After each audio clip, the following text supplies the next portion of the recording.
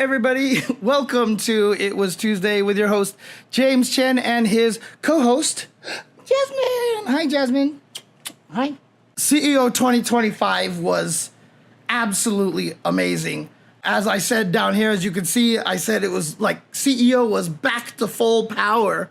And don't get me wrong, the venue previously was a cool venue because we also had that center arena where he was able to run those wrestling matches before and do lots of cool stuff. But, you know, obviously, without getting too much into it, Daytona is not particularly a good spot for a large portion of the fighting game community for very specific reasons. You know, a lot of people haven't gone. And in fact, I have been going to CEO since like 2012. And I think it was only in it was the third year in Daytona that I didn't go. And I just haven't gone. This is the first CEO I've been back in a while. And I've always wanted to go to CEO. I always want to go to CEO. But the fact that it was in Daytona just really kind of made it like, I was like, I can skip it.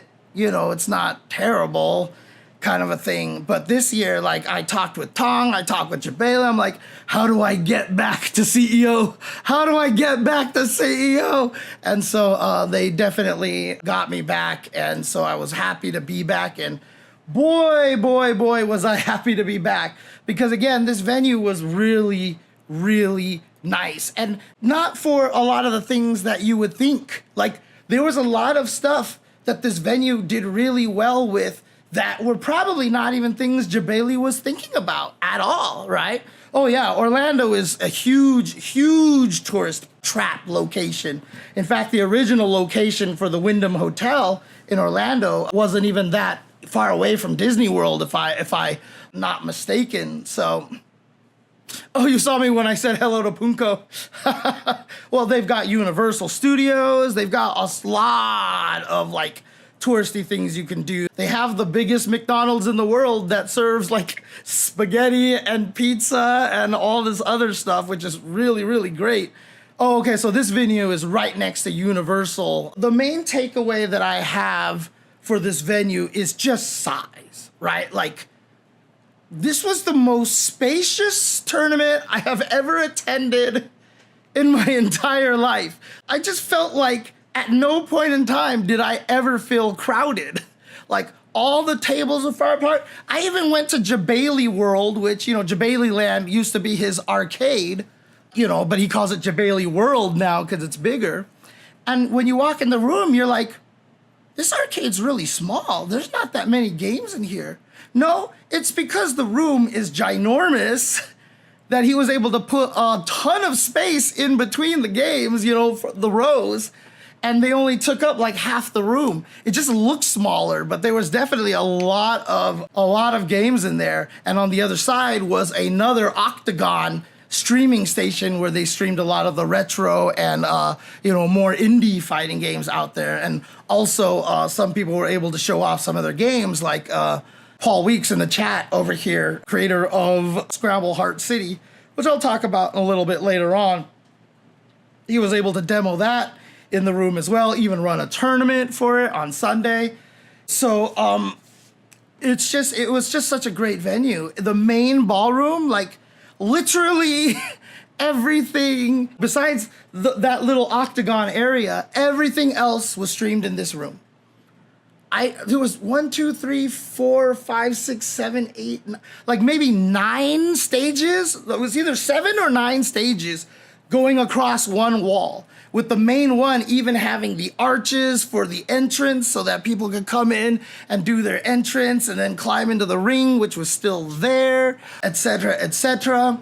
It was great. It was really, really great. And a few small, subtle things too is that they had a lot of restaurants, but more importantly, on the bottom floor, they had a market down there. Very, you know, standard, like, think of it like as like, you know, a really nice 7-Eleven kind of thing, you know, just a big store, lots of supplies, lots of snacks, lots of drinks. That market was open 24 hours, okay? So if you wanted to buy any like small things like that, you could always go down there and get some. But also they had a cafeteria section where you could get sandwiches, pizza slices, you know, some soups, you know, falafels, etc., etc. wraps and all that stuff like that. That was open till like midnight or maybe even a little bit later, which it came through really well for a lot of people, because a lot of people didn't get a chance to eat until after 10, and that's when all the restaurants closed and stuff. Was the cafeteria thing actually 24/7 as well? I heard that they closed earlier, but if they're open 24/7, even better. I'll tell you this right now. I basically almost never ate at any of the restaurants there. I almost always ate at the market because it was just easy, it was quick, and the food was good. It's like obviously not gonna be stellar, but I had like a roast beef sandwich there, it was really good. I had a grilled cheese and tomato soup, which was really good, etc., etc. Oh, I see, there you go. Okay, food spot was open till 12, alcohol served until 2, regular purchases 24/7. Okay. But it was dude, the tomato soup was good. As soon as I saw they had a grilled cheese with tomato soup, which I mean, there's a reason why people love it. It's really good. So like, I was like, oh, it's so good. And also too, the roast beef sandwich was a cold deli sandwich, and I asked them to toast it for me, and they were like, that's cool. And they toasted it for me. So I had a nice hot roast beef sandwich, was delicious. But again, the reason why I talk about this is because this is important, honestly, for venues. Having a really nice 24/7 place that you can buy drinks and supplies and snacks and stuff like that just in there. I'll tell you this, it wasn't cheap. Obviously, it's a hotel place, so things are gonna be a little higher priced. But man, as a person who has gone to so many venues and so many places, and at late at night, I'm like, I just need a snack. And you just can't find any. The convenience was very, very nice. Now, here's the crazy thing about it is, I haven't talked about the restaurants. And the way the venue was set up, the restaurants were like crucial in a way, because the way it was set up is that here's the registration lobby, like over here, and the elevators to get to your rooms. And then there's this hallway, and then there's this open area where you turn to one side, and that was, if it was this side, sorry, left, right, dyslexia. If you went this way was the main ballroom. If you went this way was Jabali Land. So you would go down 2 escalators to the opposite sides. The thing is, that skinny hallway is where all the restaurants were. So there was like 5 different restaurants in there. They had a burger place, they had a Mexican place, etc., etc. But what was actually really sick about this, which, again, this is the part that I don't think anybody thought about. But the bigger these tournaments get, the harder it is to run into all your friends. You just don't see your friends a lot of the times. I went to Combo Breaker, and I missed hella people at Combo Breaker, because Combo Breaker's a little more spread out, lots of small rooms, and I like that aesthetic and vibe as well. But in this situation, that little restaurant choke point, what I called it, it's probably the only time you could ever feel possibly like crowded. But because everybody was eating there and everybody was walking through to get to where they needed to go, I ran into so many people, oh my goodness, in that hall. Or I would walk past them and they'd be eating in the restaurant and they'd be like, James, and I'd be like, oh my God, I haven't seen you in forever, kind of a thing, you know, like I ran into so many people in that hallway, and that hallway becoming this choke point turned it into the place where you ran into all your friends and got to see them again. And I really appreciated that. I really liked that, to be honest with you. I really, really enjoyed having that be a factor at CEO. So like, again, I haven't even talked about the tournament yet, but like, it was weird that the way that it was laid out actually helped into kind of really added to the experience overall. In fact, okay, before I get into that, but yeah, the venue is great. The venue is really great. It's very spacious, lots of room, lots of amenities. I never even left the hotel, but there are lots of good restaurants, nearby. In a 4-minute drive, someone told me about a burger joint where they have a peanut butter burger, and I really wanted to try that. I just never had a chance. So, but yeah, really great venue. And Jabali announced at the end of CEO that they will be coming back next year. And he said there were over 6,000 unique attendees. And I really, really hope that means they were able to break even, because this place could not have been cheap. Holy crap, I don't want to know how much it cost Jabali to rent out this hotel, because my God, it had to have been super, super expensive to rent this place out for CEO.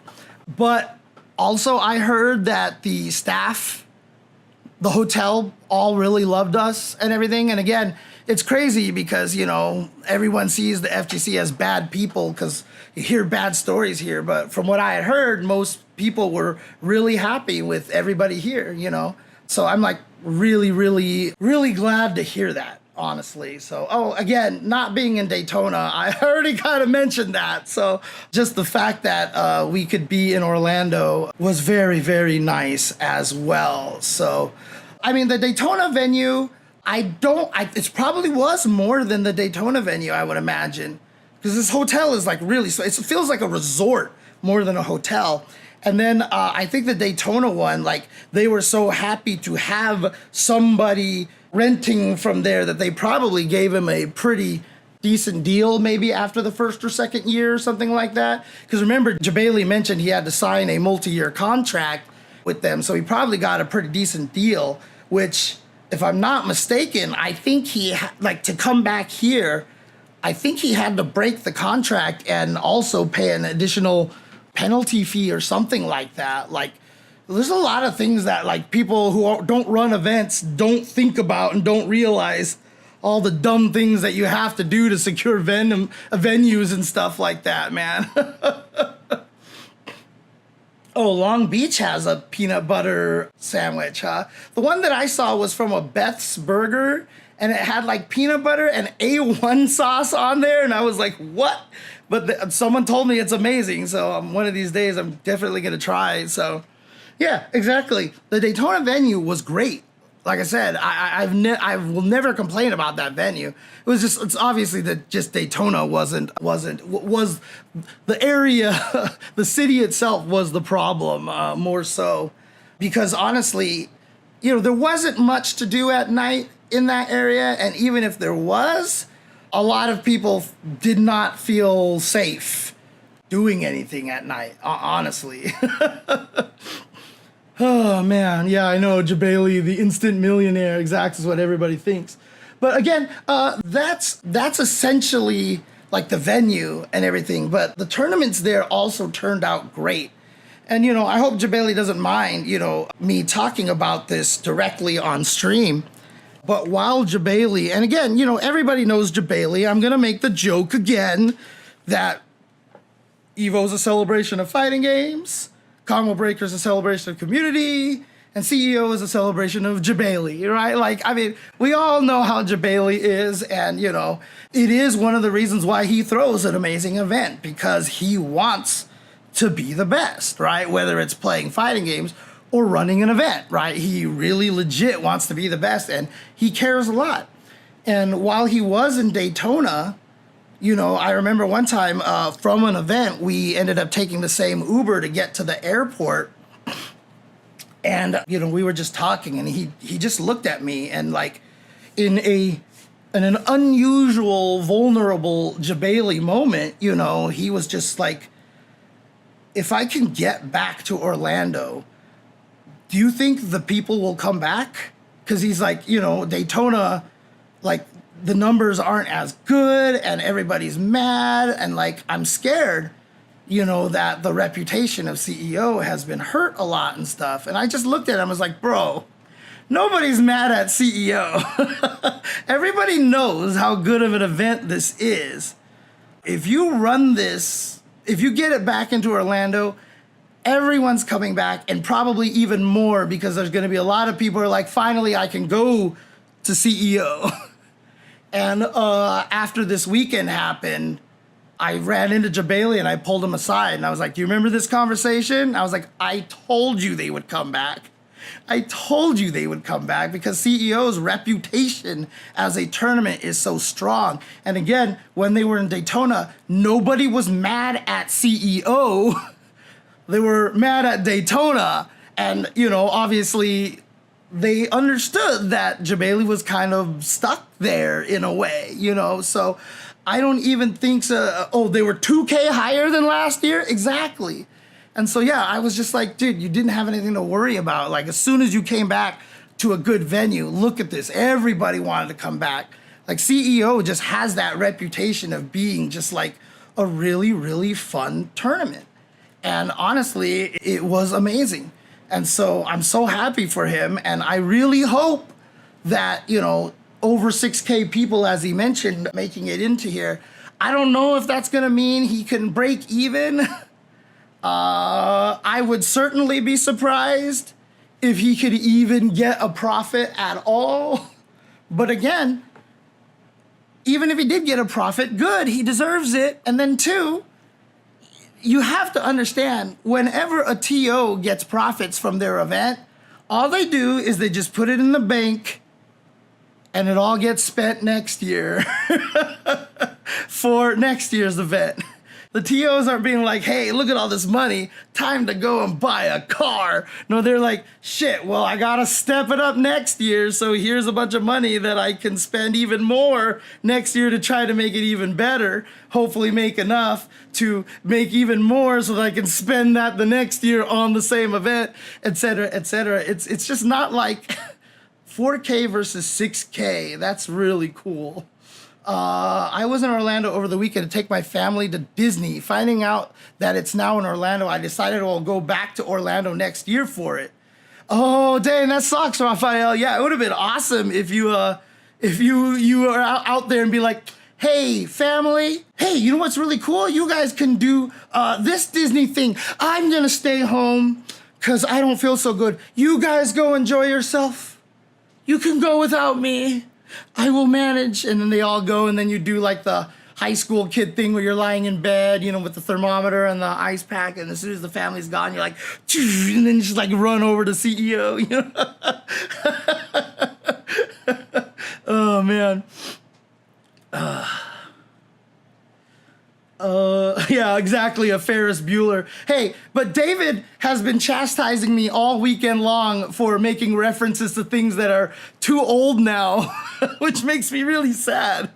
Because, you know, we were talking about the prize pool for Capcom Cup, and I definitely said the whole $1 million kind of thing. And David's like, do you think anybody gets that?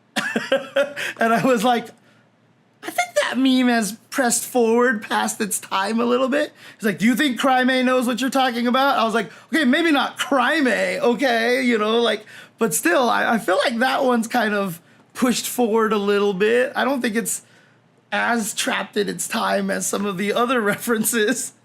But then I obviously was talking about like the patch notes later on, and I was like, you know, all the characters are so equal, except for Ryu maybe now, because they gave him lasers. And yeah.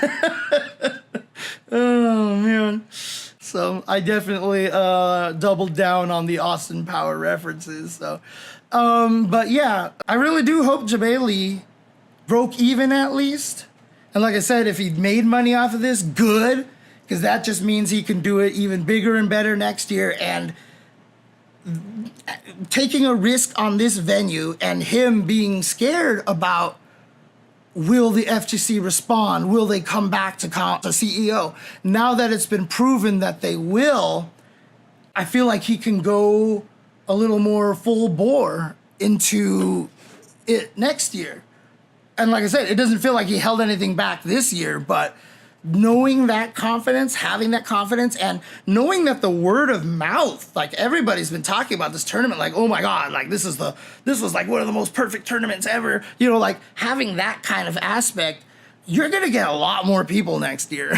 You're gonna get, I mean, there's a lot of people in the chat over here like, maybe I should go next year. Or like, oh, okay, all right, well, I decided not to go this year, but sounds like I should go. And so like a lot of people are saying that now. I mean, honestly, it's been it's great. It's really, really great. Right, and if it stayed completely the same, and again, like, I'm not saying, like, jazz it up, do something, like, way crazy. I just mean, like, okay, so then I can afford to maybe rent more arcade machines for Jabali World, or I can, do this other thing, fancier kind of solution, or, he's always done really good work with that. Even when we were at the Wyndham Hotel, like, there was a Popeye's Chicken across the street that everybody would jaywalk to because the freaking crosswalks were, like, miles away, it felt like. And it was a busy highway, road, but everyone would jaywalk to. But, like, all the restaurants nearby, like, Jabali himself went to all those restaurants and, like, said, hey, can we have a deal or anything like that? And even the Popeyes was like, okay, if people show their CEO badges, we'll give them discounts and stuff like that. So he's been really good about, pushing forward for a lot of that kind of stuff again. So again, for a lot of the bravado and all that stuff that he shows off and everything, like, he really does really fight hard for people and really cares. So, dude, the red beans and rice at Popeyes is amazing. It's godlike. Like, don't get me wrong, I love their mac and cheese. I even love their mashed potatoes. But those red beans and rice hit different. Oh, man. I mean, they just serve Hawaiian Punch, and I don't know why, but the Hawaiian Punch at Popeyes tastes better than Hawaiian Punch. I don't know. I don't know if it's the association. I don't know if it's like, McDonald's Coke, that they just get a slightly different formula to make it taste even better or something. I don't know. But obviously the Popeyes wasn't there this year because we're in a different venue and all that stuff like that. But again, like, he tries to do a lot of stuff. And, if you have more money, if you have more expectations for more people to show up, you can afford to do cooler things, right? Like, obviously most of us are like, what would he do? We don't know, but I'm sure there was a lot of ideas that Jabali had that he couldn't do, which he might be able to do now. It could be something like that, but I have heard from a former Coke syrup delivery person that, yes, that McDonald's gets the good stuff, is how he stated it to me, which is why their Sprite and their Coke, etc., just hit different. I don't know what that exactly means, but that's what he said to me, so... Yeah, I didn't question it further because I felt like if I got any more details, he'd have to kill me. So I didn't ask anymore. So let's see. Oh, you used to work at McDonald's. Nice. Okay. Anyways. That's the venue. And again, me talking a little bit about, Jabali and talking about the hard work that he's always put on for these events. I also want to talk about my personal experience. This is the most fun I've had at a tournament, I would say, in a long, long time. And this, while part of it is the venue was awesome, I got to run into friends and stuff like that, a lot of it wasn't necessarily that. Like, so in other words, I could have had just as much fun at a lot of other events. I just didn't. But circumstances falling into place exactly right at CEO really allowed me to enjoy a lot of things that I haven't been able to in a long time. In particular, I flew in on Thursday as I normally do. And when I looked at the commentary schedule earlier in the week, I noticed that I had no blocks on Friday. I had no commentary blocks on Friday. I had 5 commentary blocks between Saturday and Sunday, which was about the average for the highest, for the commentators that got used the most, that had the most blocks. It was 5 was about the average for the more used commentators, the more prolific commentators. But on Friday, I had nothing. I got to chill at the tournament. And let me tell you something. The last time that I have been at a tournament where I was able to just chill and not worry about looking at the clock all the time. Oh, crap, I gotta go. Oh, crap, I gotta go. Oh, it was nice. I ran into Gibby, was talking with Gibby. A whole bunch of people were there. Keats eventually joined up, and all of us were talking. And then I've told you guys many times here on stream that I do not write my puns ahead of time. I do not try to think of them or anything like that. And I threw out a pun that I was very proud of. And Keats refuses to believe that I made that up on the spot. He says that he feels like I was setting him up the entire time, that I was baiting him the entire time. Basically, we were talking about the term esports and what esports does and how esports is like, it's like like we were talking about how like some things are like business room decisions, right? Like you don't do something because you love something or whatever. It's like, what would be good for the company or blah, blah, blah, blah. And I was like, dude, even the term esports itself feels like a boardroom term. It's like some people sat down and were like, what should we call it? Let's call it esports. And it's seriously like the worst name ever. I've hated the word esports since the very beginning. When esports started to gain popularity, I was like on a campaign to just be like, let's call it something else. Please, not esports. We don't have to be an electronic version of sports, whatever, blah, blah, blah, blah. I was like, let's call ourselves something else, please. And so people were like, okay, James, what would you call it then? And I was like, okay, look, the word sport comes from the word disport, right? I think it's D-I-S-P-O-R-T or D-E-S-P-O-R-T, I don't remember. Which that word actually just means to engage in fun pastime, to do something that you're enjoying, right? Disport. And so it just got shortened to sport, and then it just became sports. So I was like, why do we have to name our genre something from words that exist? Let's just make up a new word. So I said I would call it, oh, there you go. Thank you, Super Coco Jean. Yeah, disports. So I basically said, why wouldn't we just make up a new word? And my idea for that was to call the entire genre strats, S-T-R-A-T-S. We still have that advantage that it sounds kind of like the word sports, but yeah, we're just gonna take the word strategy, shorten it to strats, and so we're gonna be playing strats. And the beautiful thing about that too is that because it doesn't include electronic or anything like that, then strats could also apply to TCGs, they could apply to Warhammer, they could apply to Beyblade, whatever, right? Like it's more of the kind of like the strategic competitive games out there. So it doesn't just have to be video games, right? We would just have strats, and that would encompass the whole entire thing in the way that sports encompasses BMX, biking, surfing, gymnastics, dressage, et cetera, right? We could have one term that just kind of applies to a lot of stuff out there. Yeah, Beyblade is esports, but again, like I said, I hate the term esports. And I was telling Keats, I was like, yeah, but one person actually told me that they didn't like the term strats because he's a guitar player, and he says that's what everybody in his community calls Stratocasters, right? The Stratocaster guitar. And he was like, oh yeah, that's what we call them strats. So I wouldn't want the names to get mixed up like that. And Keats just kind of looked at me and was like, really? He's like, I own a bunch of those guitars, and I have never called them strats. I have never seen anyone refer to them as strats. So I don't know what that guy is talking about. I mean, Datapod in the chat seems like he's saying that, yeah, that's how they refer to strats as well. But he's like, yeah, I have never heard anyone refer to them as strats like that.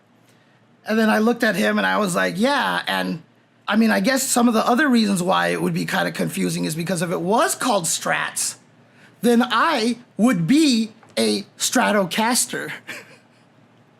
I said I would actually be a Stratocaster. And Keats just looked at me and he was like, this was all just a setup to get me with that, wasn't it? And I was like, no, I made this up. I made this up right here.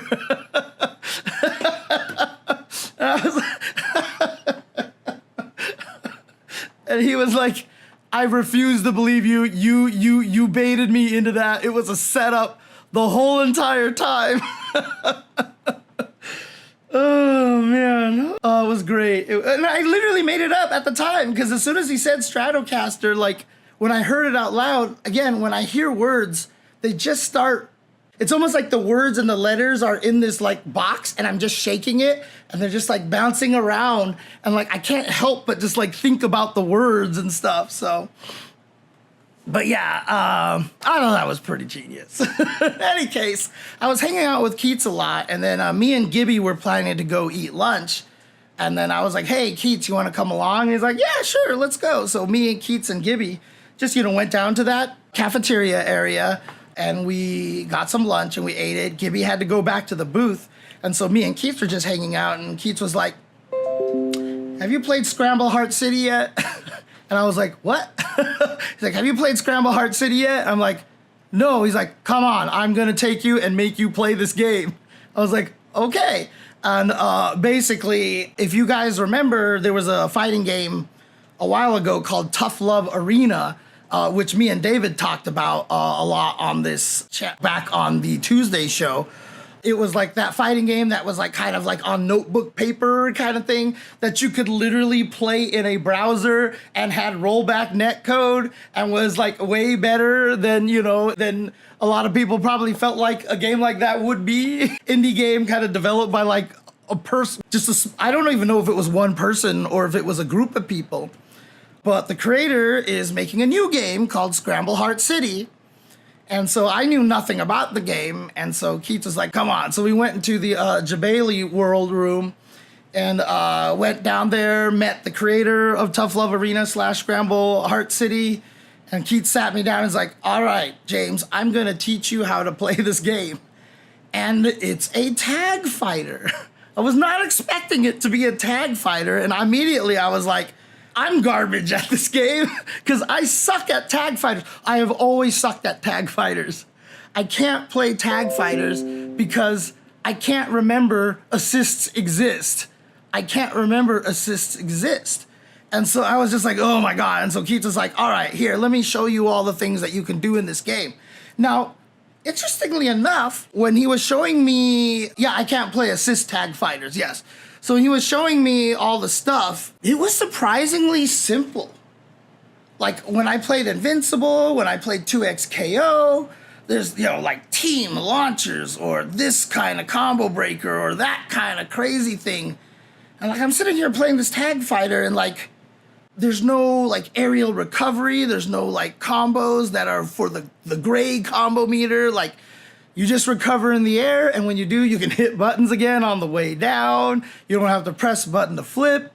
There wasn't any like sort of, there wasn't even any sort of like combo breaker mechanic. It was just straightforward, light, medium, heavy, a special move button. It was a single button special move, which I've already talked about that I am not necessarily a fan of. But again, this one was designed with it in mind. So literally it's just like forward, back, neutral, and down for special moves, and then stuff in the air. And it was just, that was like it. And just 2 assist buttons. And the assist buttons do exactly what you think. And I was actually kind of surprised. I was like, okay. So Keith's trying to teach me the game. He's like, all right, James, this is how it works, right? He's teaching me stuff, and he's like, I'll go easy on you, right? I'm like, well, just let me just mess around or whatever. So we messed around, and after like 3 games of him showing me stuff, and I felt like I had like so much more I wanted to learn, Keith was like, all right, let's play a match. I'll go easy on you. And I was like, dude, bro, what the hell? And then he proceeded to kick my ass. He was playing light. And then towards the last game that we played, I started doing better, and I killed 2 of his characters. He's like, all right, now I have to play for real. And then he just destroyed me. I was like, thanks, Keats, thanks. Right? And so he was like, all right, let's play again. I'm like, no, I think I'm done. Because I really need to spend time with a game, because for me, learning a game is all about learning its rhythm, its pace, and I need to have some muscle memory in there. Like I need to practice combos and just find a B&B that I can use that doesn't necessarily feel like the standard B&B. I like it just feels better when I'm doing more creative stuff, etc., etc. At one point in time, the creator and the other guy that was working at the booth hooked me up, and since I was the only person at a station, they put me into training mode. So I actually got the training mode. So I started figuring stuff out, and then at one point in time, Keats and the creator were like, Keats was trying to fight everybody. Like, seriously, like, he was seriously like that kid that just runs around. You want to fight? He just wanted to fight everybody because he just kept trying to find people who were really good at the game. He just wanted to get better. So keep in mind, Keats played this game for 12 hours at Combo Breaker. And by the time he showed me the game at CEO, he had already played another 6 hours. So he already had 18 hours of this game under his belt when he decided to beat me up. Right? So I was like, thanks. But then at one point in time, Keats and the creator were like, hey, let's play some matches. And I was like, sick. So what I did was I grabbed a chair, plopped it right behind them, and I just sat down. Because again, as I've said, fighting games are a social genre. The most important thing to do in fighting games is to watch matches and watch it with a discerning eye. Because I know a lot of you guys are watching tournaments and stuff, but there are very specific things that I look for when I watch people play fighting games. And watching two really good players go at it against each other, I was able to pick up the pace of the game, of what is kind of expected out of the game. I was able to see what the mix-ups were about. Like, where did they land their hits? How did they land their hits? Right? Because learning fighting games is not about just praying that you hit someone. That's hopesees and wish punishing, right? As I've famously called those. So I'm just sitting there watching them play and everything like that. And I was like, okay. And then I watched them go at it for a while. And I was like, okay, sick. I think I understand this game a little bit more.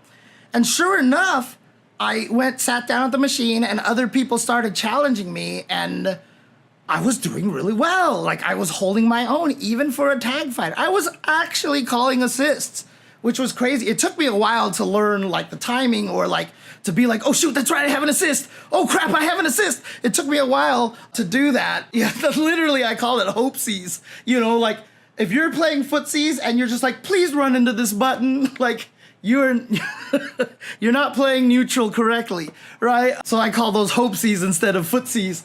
And then wish punishing, like, I'm just gonna press the button. I hope you press the button and then I can whiff punish you. You know, a lot of fighting game players who are learning fighting games tend to play hopesees and wish punishing more than anything. But yeah, like, I started playing and I was playing against other people, and these other people weren't bad. It's not like they were just like, how do you do this? Like, I was actually holding my own and actually doing a great job, like, fighting against them and stuff like that. And eventually Keats walked over and he was like, you picked up all of our dirty tricks really fast. And keep in mind, Keats is trying to be really nice to me because he, of all people, know that, like, I am horribly, like, down on myself, and, like, I think I suck at everything. So I think Keats was trying to prop me up a little bit. But, I mean, he wasn't completely wrong. I was definitely doing a lot better, and honestly, I was having a lot of fun. And when I tell you that that was like the first time that I sat down and played fighting games against another person at a tournament for like maybe like 3 years or something stupid like that, I'm not even joking. I'm not even joking. Like, I just don't play other people at tournaments anymore because I'm so self-conscious about a lot of things. So I'm just like, no, that's okay, you know, whatever, blah, blah, blah. Because the last time I tried playing at a tournament, I just got my ass whooped by Mono. And of course, it's Mono. He's like championship player, but I felt like I should be able to give him a better fight than I did. And I was just super rusty. I was just playing awful, and I felt horrible. So, like, I just don't like playing at events as much anymore. But this time I sat down and I played, and I had a really good time. I had a really great time. I really, really enjoyed the game. I really enjoyed the game. And yeah, I don't have a lot of times. I don't have a lot of times to actually play fighting games, but this time I had that whole Friday free, so I could play without even worrying about time schedules, whatever. I just sat there and played. And I mean, the creator and, you know, the person that was working with him, they left the booth. They were like, all right, we're gonna go back. see you guys later, and let a lot of people just keep playing, you know, and like I was even there longer than they were. So, and obviously if you guys haven't figured it out, the creator is M. Paul Weeks in the chat over here. I was gonna say all this stuff about his game even if he wasn't here, so I'm not just trying to be nice to him. Trust me, I would have said all this anyway. But I really had a good time playing that, so much to the point that the next day when we were doing Super Turbo Top 8, after it was done, I was done for the day. And one of the ST guys was like, before the Top 8 started, I mean, hell, I'll do commentary for Scramble Heart City. Even Keats was like, I'll do commentary. Keats isn't gonna do commentary. He's gonna be entering all those tournaments, dude. He's gonna be entering all the tournaments. He's gonna be trying to win. He's not gonna be able to commentate the game, okay? Look, let's be real here. But before the Super Turbo Top 8 started, one of the Cami players there was like, hey, James, can we play like a Cami mirror first to 5? And I was like, I hate the Cami mirror. Because I told him the truth. Like, me and Silent Scope were always like, God, we hate the Cami mirror. And he's like, why do you hate the Cami mirror? And I was like, because me and Scope both can't stop hooligan throw. We can dish it out. We can't take it, right? Oh, cool. Video Soup's in the chat as well. Nice. Okay. So yeah, Video Soup was the one of the other people on the team that was working on the game over there. But yeah, so, and plus another thing I hate about the Cami mirror, and again, it's why I hate mirrors in general, is because in order to play footsies, I don't know what to do in mirrors. Because in every match, in general, different characters are going to have different strengths at all the different distances. Like, I'm Cammy, I want to get here when I'm fighting this character. Like, against Shotos, I need to be here. Again, or I need to be here. If I'm here, this is bad life right here. I want to be here or I want to be here. So while you're fighting him, you kind of know what to do. When you play a mirror match, every distance is a 50-50. Every distance that you go to is a 50-50. If you're here, neither character has an advantage. If you're here, neither character has an advantage. If you're here, neither character has an advantage. If you're here, neither character, because you're the same damn character. And this is why a lot of people hate mirrors, but they can't explain to you why. It's because suddenly all of your subconscious knowledge about knowing where to position yourself against every other character is gone. You're just like, what am I supposed to do? Where do I even go? And so I was like, I don't really want to play the Cami mirror. And he was like, oh, all right, okay. Seemed really disappointed. And after the Street Super Turbo Top 8 was done, David was like, I need to go back to the room. I've got all this work I need to do. And I was like, okay. And he went back to the room and I was like, you know what? And I just turned around and I walked all the way to the back, found him, and I was like, you want to play those Cami matches? And he was like, yeah? I was like, yeah, let's do it. Let's do it. And so we walked over to a machine and we played a bunch of Cami mirrors. And again, like, I haven't really played other people at a tournament in a long time, and it was really fun. I really had a good time playing the Cami mirrors. And then after we played a bunch, I think I won more games, but it was really close. And he's also, the way he uses cannon drill was just blowing my mind. I mean, he would just do like heavy cannon drills like at point blank range, and I just walk into him like every time, because who would do a cannon drill there? I just kept getting hit by it. But I think I did end up winning more games. And then poor Alex Smith, a guy that I see at like every tournament, challenged me with Ryu. And there was just one thing I was trying to do all day, and I finally landed it on Alex. And as soon as it happened, I didn't even know I was playing Alex, but as soon as I did it, like, I just see him like poke his head in between the cabinets, and he just gave me the dirtiest look, like, what the fuck was that? Oh, man. No, Cammy can't punish Cammy's DP. She can't. Cannon drill is super slow in Super Turbo. If I do low forward into drill at like 50% of the ranges, it doesn't combo. Cannon drill takes forever to start up in that game. We'll talk about the CVS2 in a little bit later, Bonanza Rat. We'll talk about that a little bit later. But yeah, the whole thing is I want to do is anti-air Ryu out of the air with standing strong, walk under him, do standing medium kick, which hits cross up, and then link it into fierce into drill, and I got that into him, and it's like guaranteed stun.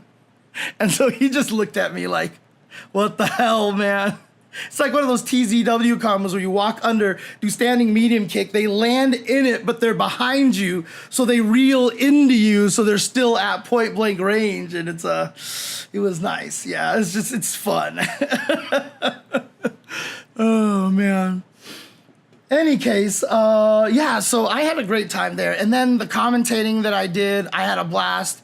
I think I had like 2 or 3 blocks with David. We got to do Street Fighter 6. Yeah, we did we did a Super Turbo block, top 8.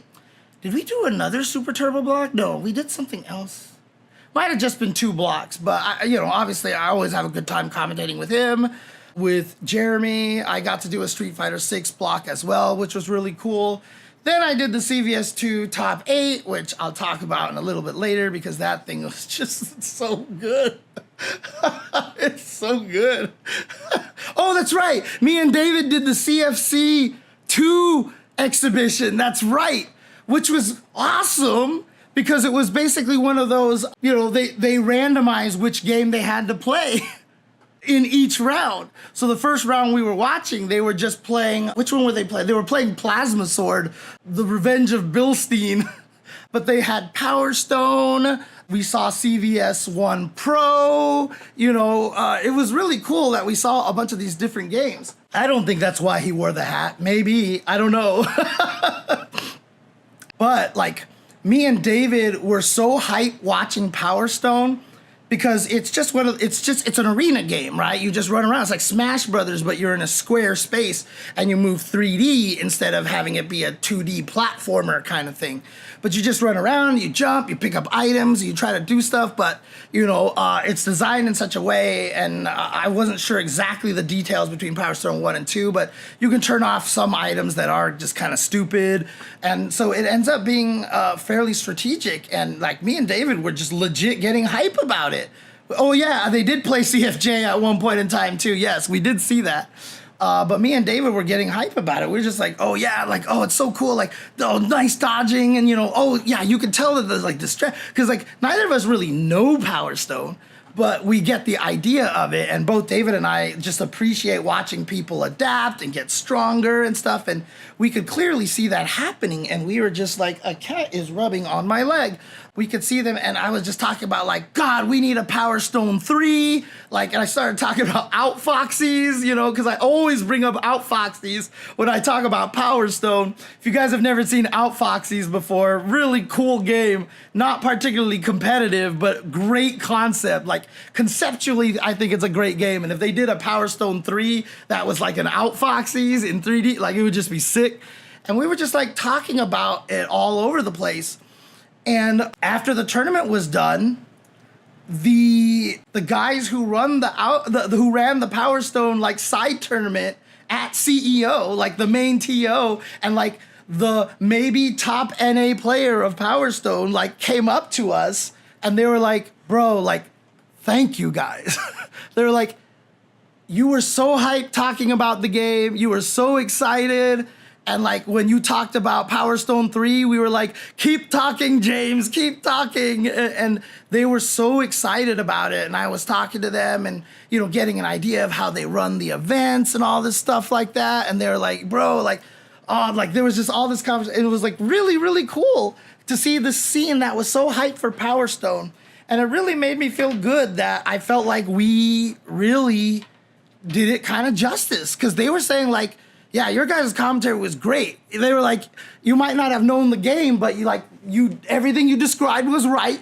You guys could figure everything out, and you sounded hype and excited, and were excited about the right things and stuff. And they were like, we loved that, and they were like, we really appreciate that. So I'm gonna try to keep in contact with them, and talk to them more about stuff. Crap, I'm so bad with names. He gave me his Twitter. Oh, he followed me, so I should be able to find him on my follower list. But yeah, it's just really cool.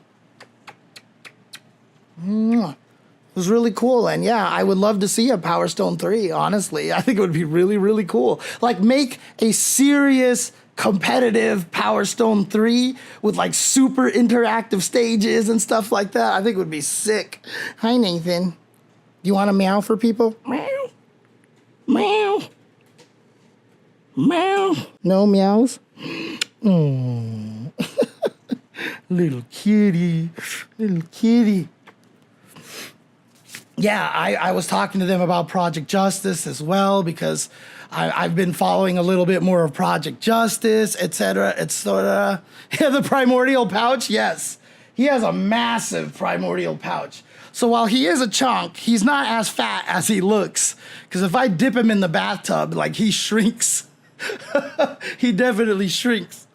But yeah, so I had a great time at CEO, honestly. It's probably the most fun I've had at an event in a long time for many reasons. One, like I said, I was able to run into a lot of people. Two, I never felt like I couldn't just run down to the market and buy a drink anytime I wanted to.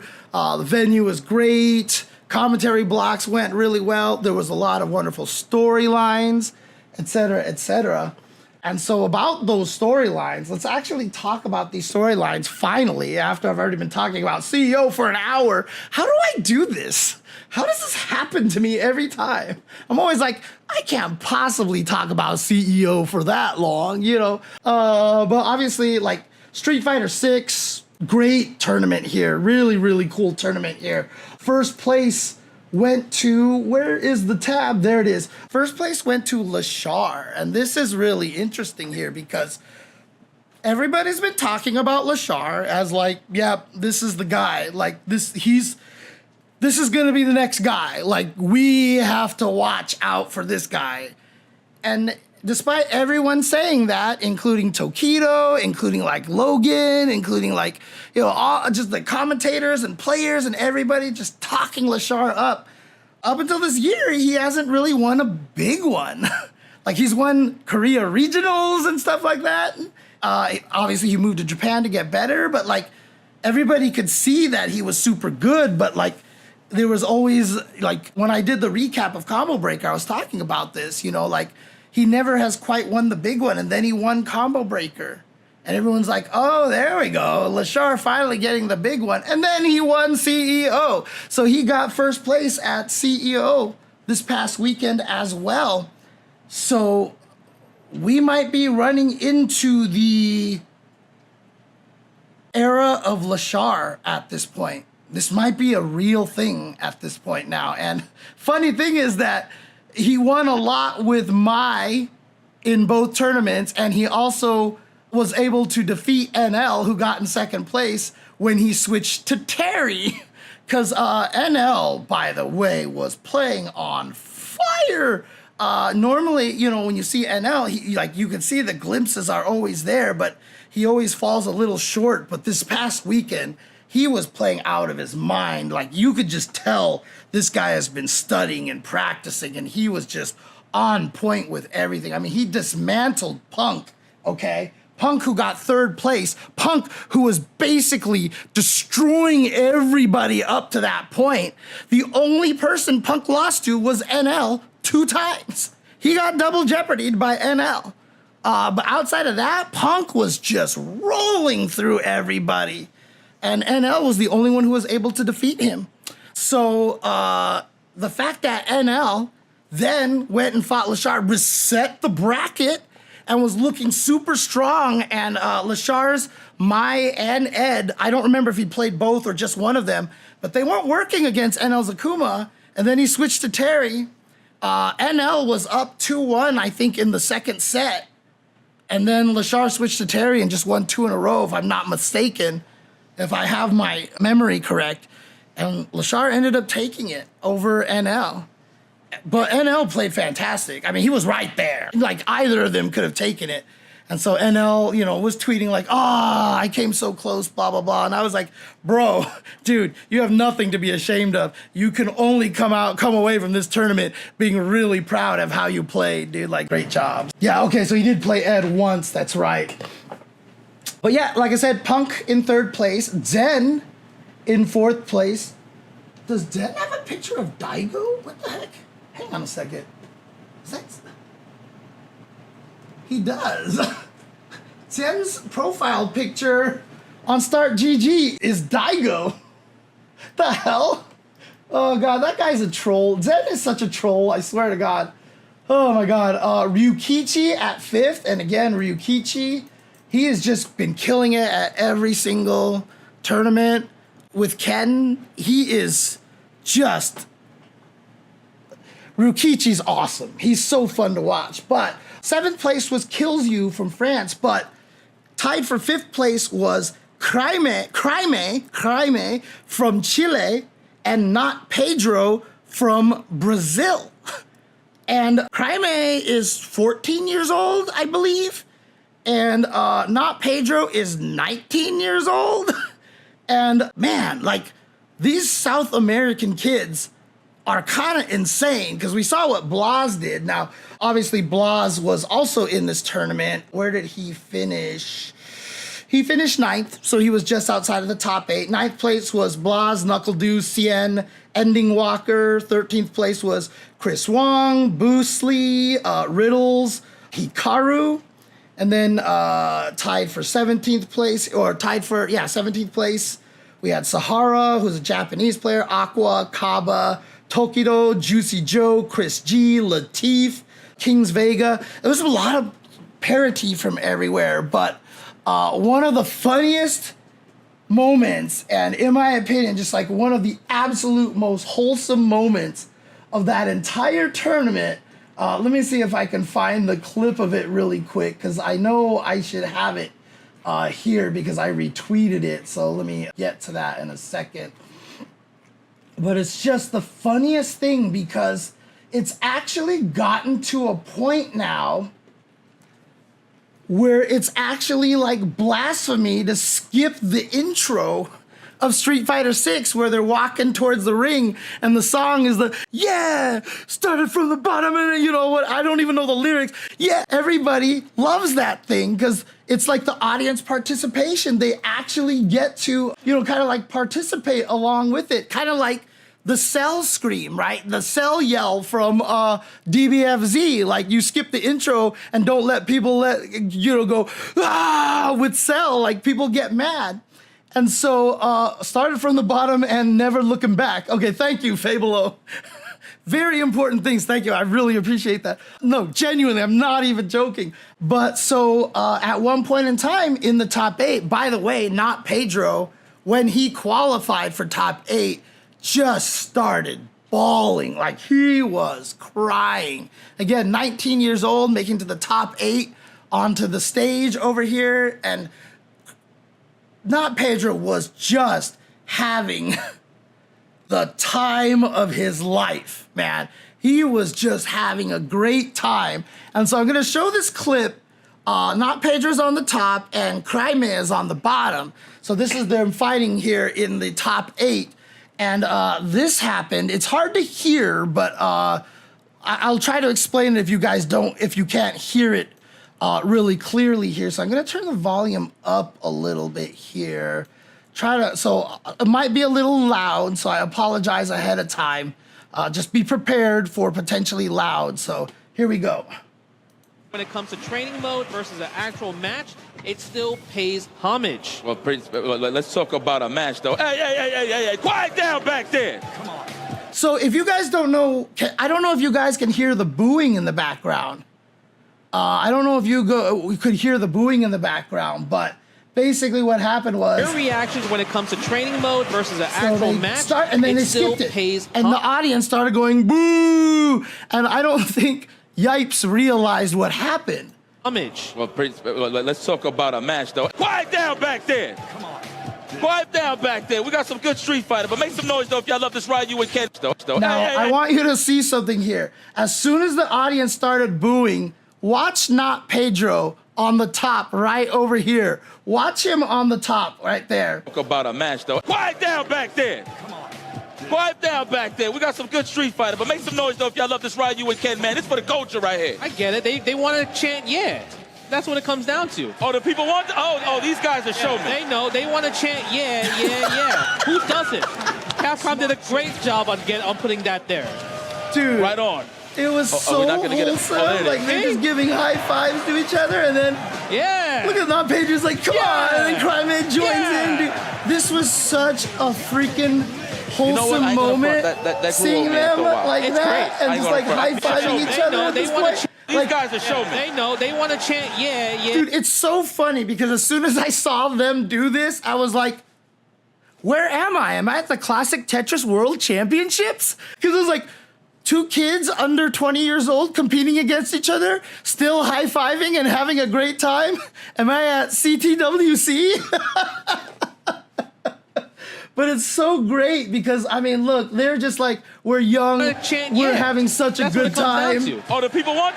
These guys are showmen. They know. They want to chant, yeah, yeah, yeah. Who doesn't?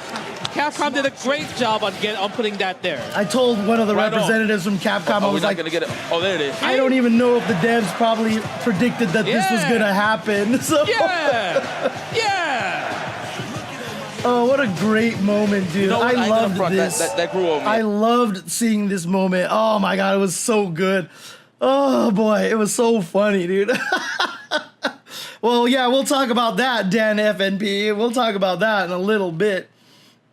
That was really cool. That was a great moment. I loved that, and it was also, you know, part of it is like, okay, it's that kind of that youthful energy, right? Like they're just having the freaking time of their life, right? Like, yeah, is making all that money important to them and blah blah blah blah, but like they're just kind of soaking it in, right? I mean, it's kind of unfair to say this, but it's true. Like when you're an adult and you're like trying to pay for your own shit, like things get serious, dude. Like you're just like, I need to win this money. I need to win this money. Holy crap. And you know, but you know, when you still have that like childlike energy where you could just enjoy stuff like this, it's just so great to see. It's just, yeah, and it's not even just to show up the veterans, because I don't think that they're having a great time and enjoying this because they beat people. I think they're having a great time and enjoying it because, like, holy shit, I'm playing video games and people are cheering me on. How sick is this, right? Honestly, that's just what it really comes down to. Yeah, so for Street Fighter 6, obviously, you know, while the biggest story was Lahar just asserting dominance and NL really like leveling up a lot. And then honestly, like Punk, like I said, just, I mean, he looked like his unstoppable self again. And the only person he lost to was NL, who, like I said, was playing like literally beyond anything I've ever seen him play, you know? So those top 3 were clearly the strongest players there. That weekend. Was excited to see. But yeah, the Craime, the NotPedro thing, and like I said, Blas getting 9th place, and I definitely tweeted this out and it kind of went viral. But Craime, NotPedro, and Blas, if you add their ages together, I am still older than all 3 of them combined.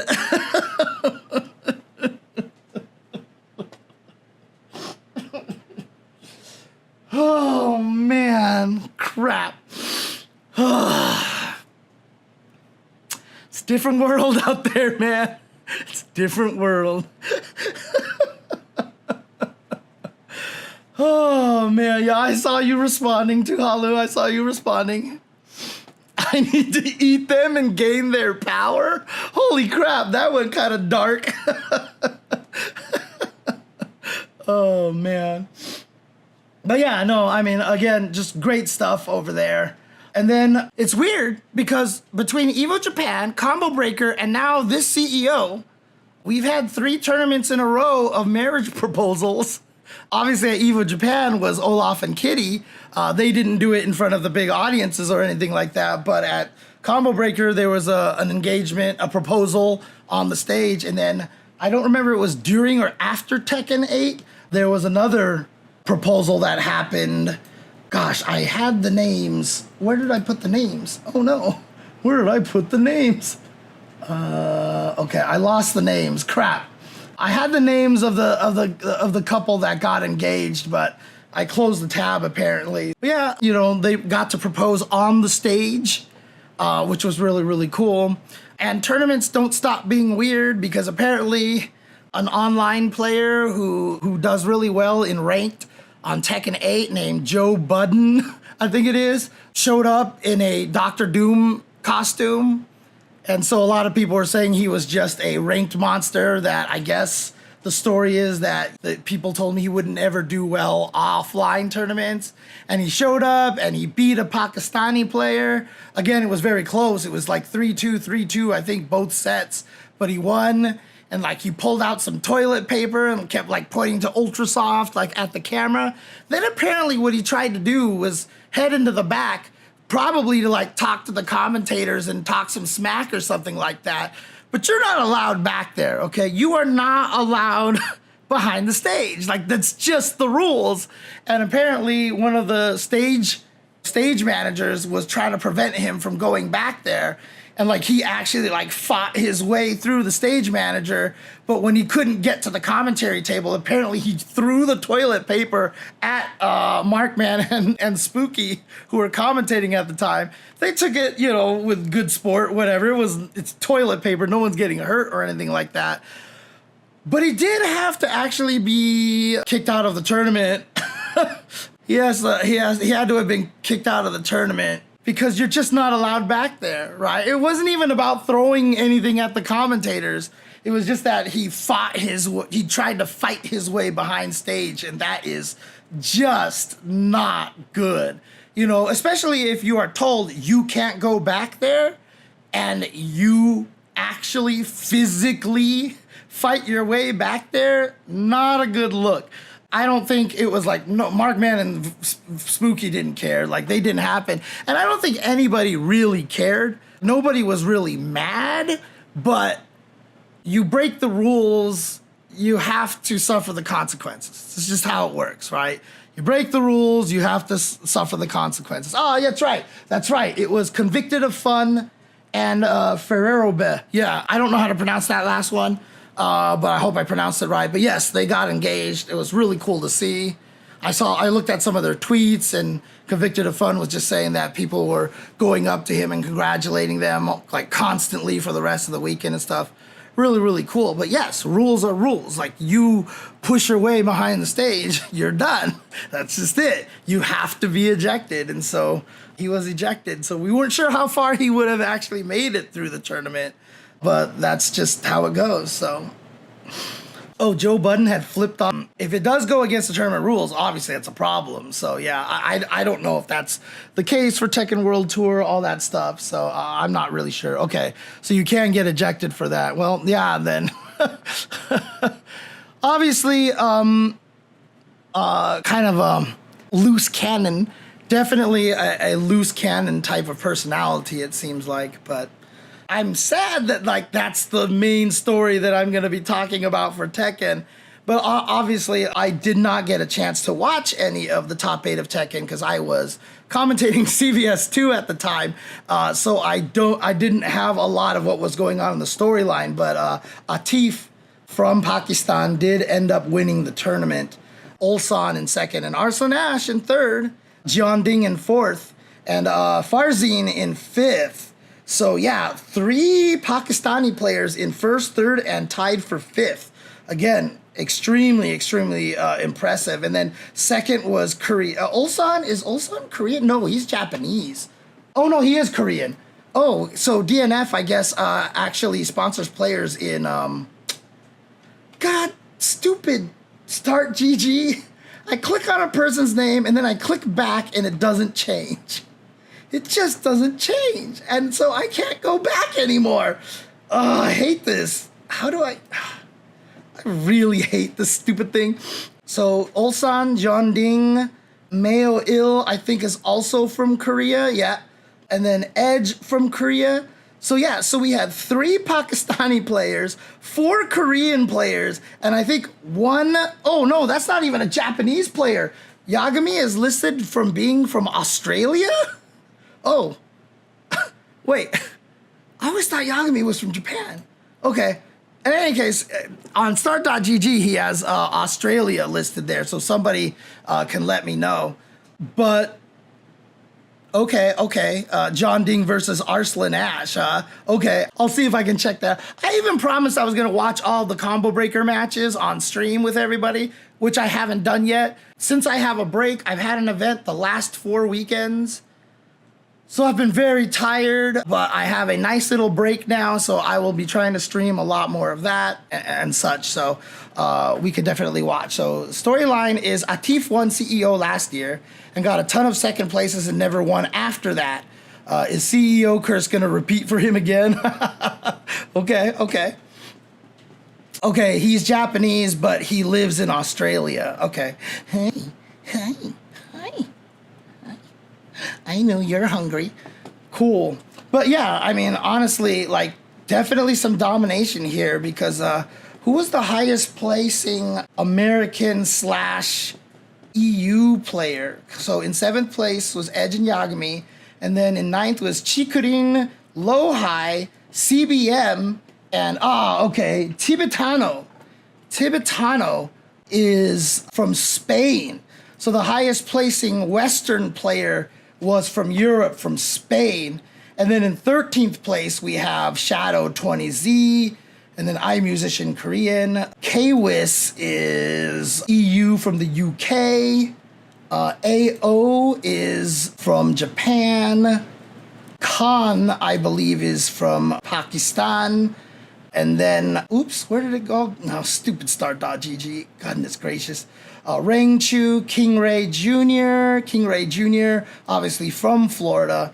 But yeah, clearly right now, this is a Pakistan versus Korea game right now.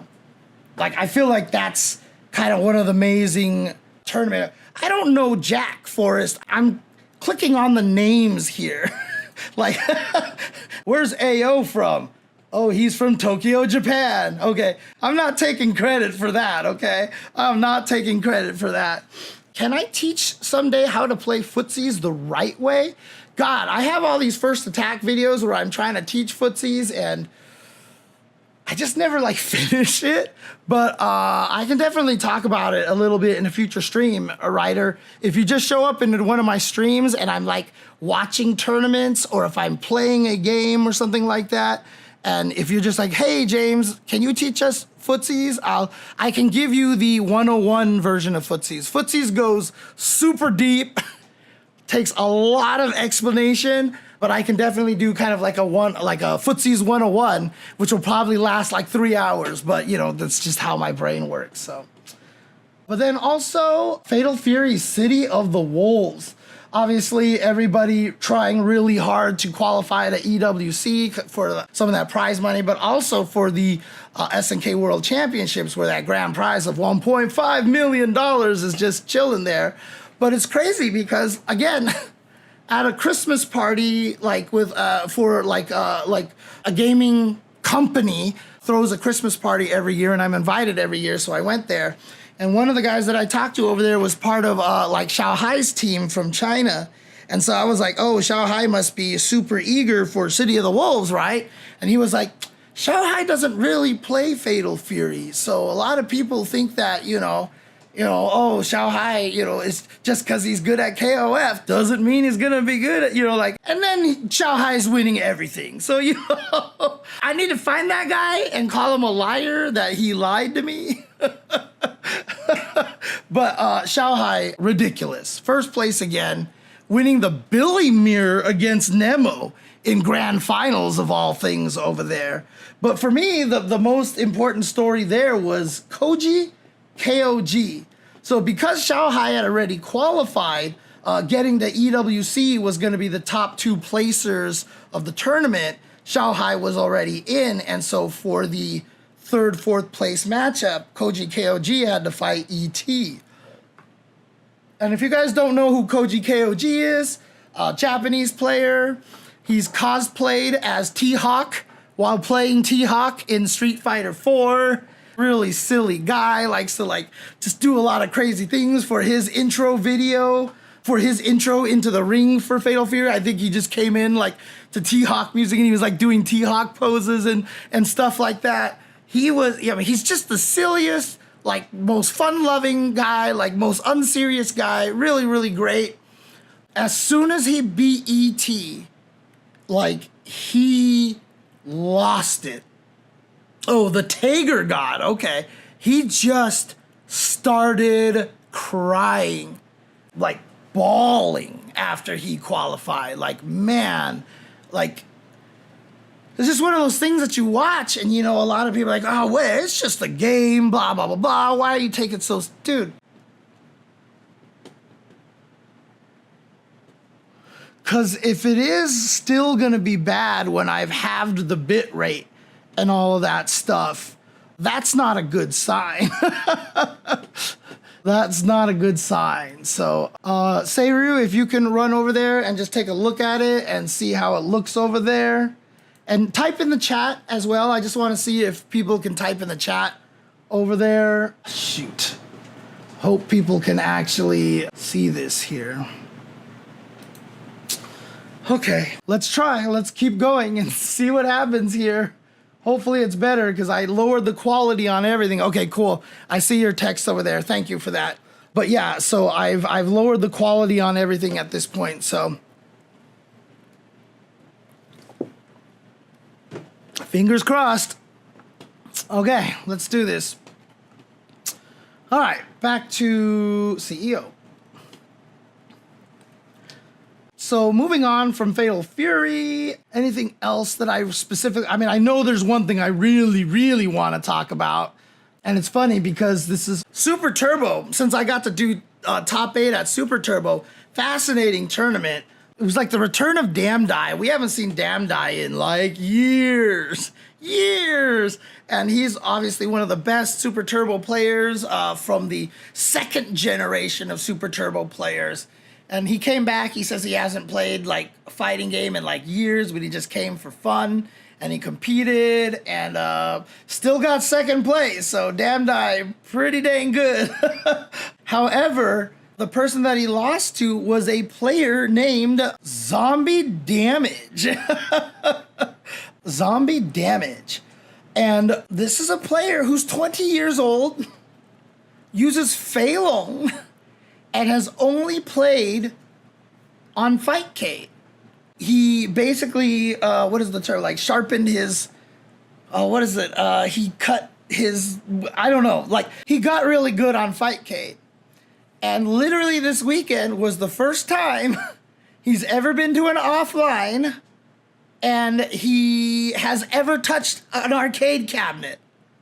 This was the first time he's actually cut his teeth. There you go. Thank you, Ruzam. Yeah, this is the first time he's ever used an arcade cabinet. Now, fortunately, on Fightcade, he uses joystick because somebody that he played with is like, you need to learn joystick so you can go to these events. And so, yeah, he switched to joystick, and he said it took him a little bit, but he just got used to it pretty fast on the cabinet, and he was doing just fine. Yeah, like he came out and he's the one who sent Damn Die to losers. And Damn Die literally said, like, if I run into him again, I don't know what I can do differently. He was like, I don't know how to beat him. And they got into grand finals and Damn Die did not reset the bracket, if I'm not mistaken, but he came very, very close. And he even said, he was like, I think if I reset the bracket, I could have won the tournament. Because he got a better idea of what was going on. But, again, first place to a 20-year-old, right? I talked about Craime and NotPedro being 14 and 19, and now this 20-year-old kid from out of nowhere kills everybody with Fei Long, a character that is not considered one of the strongest. He has gone up in tiers, though. Since the heydays of ST, people have considered Fei Long stronger and stronger. And he clearly knew all of the high-level Fei Long stuff. So it's not just like he's this kid that came out of nowhere. Like, he definitely did his research. And he knew all the crazy things to do with the character, which was really, really impressive. So shout-outs to him, Zombie Damage, for getting first place here. Incredible play, and I'm really happy to see young players still showing up. I mean, honestly, it's not even just weird buttons. The chicken wing, man, like the chicken wing is just really hard to do. But if you get used to doing it, like, it just has the weirdest properties. Like, I'm still not exactly sure how it works. It has invul frames and like kind of, but like the hitbox, hurtbox on it is super crazy. It's wild, man. It's absolutely wild.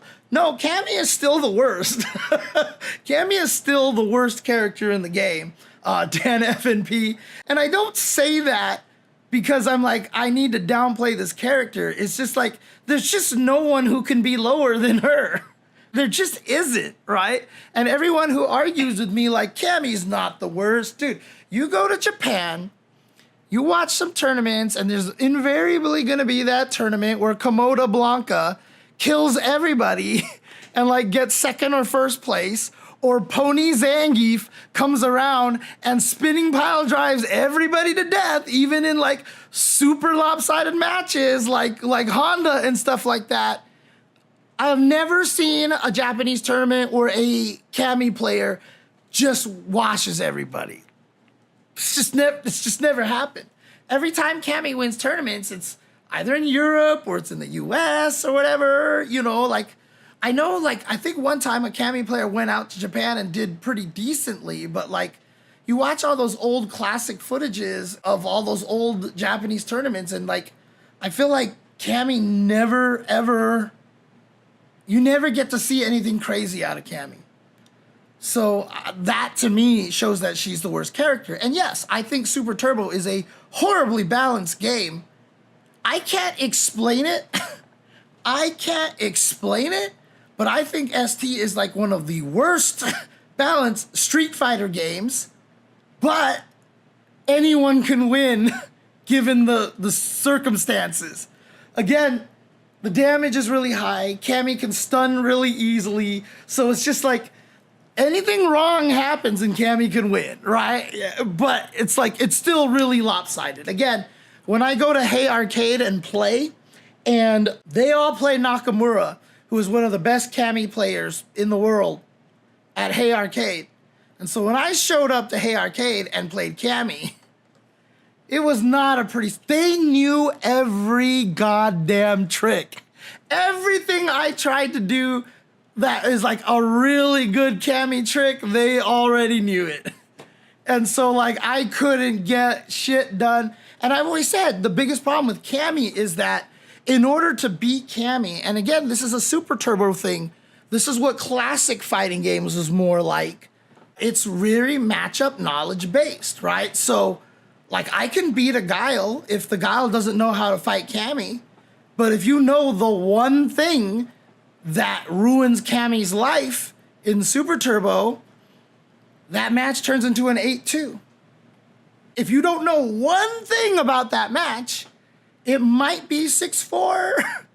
But as soon as you learn one thing, this happened when I fought John Choi a while ago, and I was like, shit, what the hell do I do? And then when I went to Hey Arcade and I fought Kotaka Shoten, sure enough, he was doing it too. And so it was just like, oh, and then everything died. So it was just horrible, horrible, horrible. No, Cammy's spin knuckle in that game is like the dumbest and most worthless move in. Nobody who does spin knuckle in Super Turbo does it on purpose. If you ever see a spin knuckle in Super Turbo, it was an accident. I guarantee you. Not only does it have the dumbest input that overlaps with the hooligan throw, so you keep getting it when you don't wanna, when you want a hooligan and you get a spin knuckle instead. But that move is also just garbage because it'll go through a fireball and then you can just murder her while she's just sitting there. It's terrible. The input of it is back, down, back, forward, plus punch.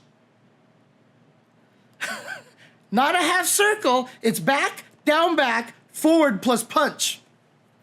And when you use that input, it still doesn't come out. I don't get it. I don't get it at all. And it drives me nuts. Any case, Super Turbo was definitely interesting that way. And then CVS2. CVS2, oh boy. Man, CVS2 was like the most entertaining thing ever. most entertaining thing ever because Justin made top 8. On winner's side, he was supposed to be scheduled to commentate with me. But because he made top 8, he was like, all right, hey, can I commentate myself live while I play? And they were like, all right. And, you know, Justin's thinking about the content. He's doing a lot of things for content right now. And so the thing is, he had been playing Ratio 4 Sagat the entire tournament. Ratio 4 Sagat. Ratio 4, in case you guys don't know, in CVS2, you can pick a team, and as long as their ratios add up to 4 or less, you can make that team. So you can have 2 ratio 2s, you can have a ratio 1 and a 3, you can have a 1, 1 and a 2. They don't allow 1, 1, 1, 1 anymore, thank God. Or you can just do 1 ratio 4 character. And nobody ever does that because it's not good. Because Bison, if he does paint the fence on you, will do just as much damage to you as anybody else because min scaling is the same for every ratio. So even if you're a ratio 1 character, it's going to be 100 points of damage every hit on this. So if he hits 5 times with the fierce paint the fence, it's 500, 500, 500, 500. But that's the minimum scaling. So even on ratio 4, you're doing 500, 500, 500, 500. And so, like, it's just going to do a ton of damage. So ratio 4 is not very good. So Justin's kind of trolling, doing things for content. First person he plays is Eric Turbo. And he's commentating while playing and everything like that. And I'll tell you, Eric did not look pleased about this. And I've since learned that some other people were not particularly happy about this, almost kind of feeling like it was being turned more into a joke, from like, oh, I'm doing this for content kind of thing. But I don't know, like I was having a good time listening to Justin like talk about things and he's just yelling at me and stuff and all these things. And I thought it was kind of entertaining. Boss is a different story here. So he won his matchup. Justin won his matchup. And then Boss won his matchup. So they fought in winners finals. And so Justin was commentating with me on all the other matches. And then he was like, all right, James, I got to go play my match against Boss. So they hand him his microphone thing. So he puts on his shirt and he walks out there and he sits down and Boss is mic'd up all of a sudden. What? Like all of a sudden, Boss was mic'd up. And so now we had both of the players mic'd up, like talking shit to each other. And like I start like, because they could hear me through the speakers and I could just hear them through my headset. And so like I start like trolling some of them. And yeah, so at one point of time, I said something to Boss and Boss was just like, shut up, James.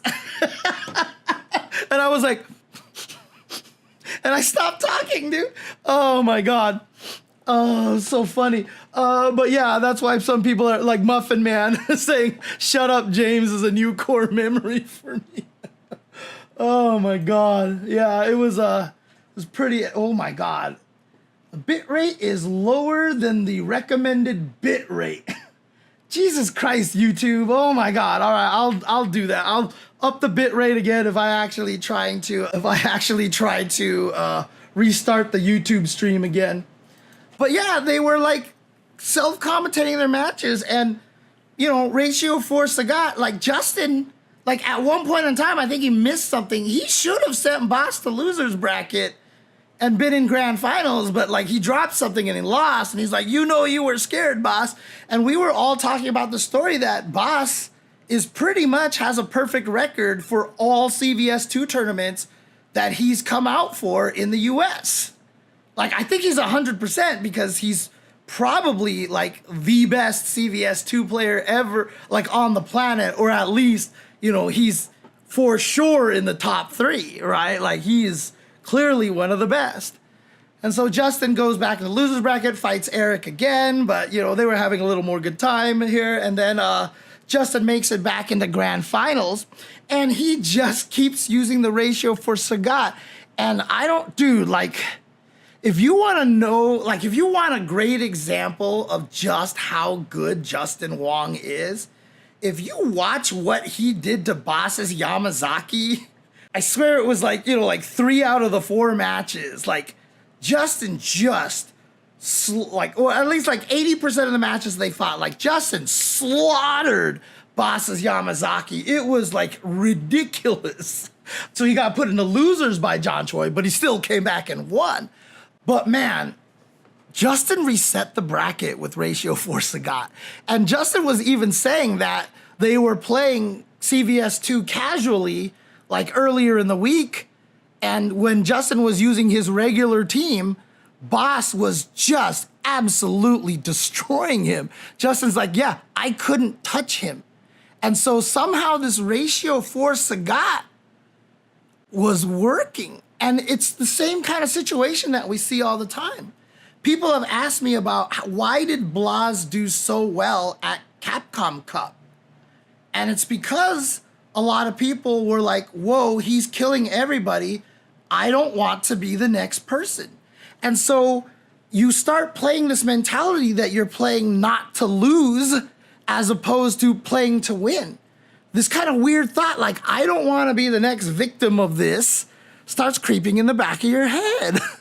I mean, again, we've been talking about Lahar. Lahar lost to Blas at Capcom Cup, right? Like, it's crazy, but like, mental state is so important in a lot of this. And in that ST tournament, I felt like it was the same thing. Everyone was like, I don't want to be the next person to lose to Zombie Damage. If Zombie Damage comes back to another tournament, I think he won't do as, he clean sweeped everybody, right? Until Damn died towards the end. But like, I don't think it will be as dominant in the future. Not because we all figured him out, is because now when he shows up, we're like, oh God, it's him. He already won, so I'm just gonna fight him. And it's gonna be less of the, shoot, I don't wanna lose to him. I don't want, like, Fight Kid comes out of nowhere. I don't wanna be that guy. And so I think Boss actually got hit by that fighting against Justin's Ratio 4 Sagat. I have never seen Boss drop the paint the fence custom combo with Bison. And even when he does, it's usually like, blah, blah, blah, fierce, blah, blah, blah, blah. And he's just back into it. But one time he hit Justin, he was like, paint the fierce. And then it just like didn't happen. Oh, okay, it might be a CFC2 thing. Okay. Okay, I see. Okay, so it might just be a problem for the speed difference. Got it, makes sense. Okay. But regardless, Boss was sweating. And there were times where it felt like, yeah, Justin was going to win. And he had to make the craziest comeback after Boss's Yamazaki finally started doing work. And then Justin just destroyed Bison, who was the problem the whole time. But then this time he beat him. And so it was just down to the last characters in the very last game. And Boss did actually end up winning.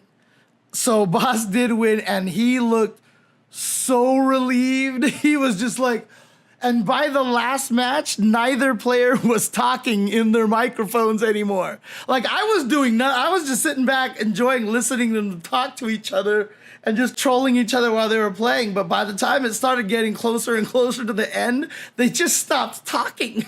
So I was just like, okay, well, I better start talking. And so like I started actually talking a lot more afterwards, but I thought it was a blast. I thought it was so fun, and I had a great time there. A lot of people said, oh, I did a great job helping hold it all together. I felt like I didn't do anything. But it was so entertaining, and it was just even though Justin was using Ratio 4 Sagat, like there was no point in time where it ever felt like Justin was just goofing around. Like he was trying to win, and I know part of him is actually like legit really sad that he didn't win. Justin was able to shake it off, so. A barrel of fun. God, when did I said something like that at one point in time, Scope? I don't remember.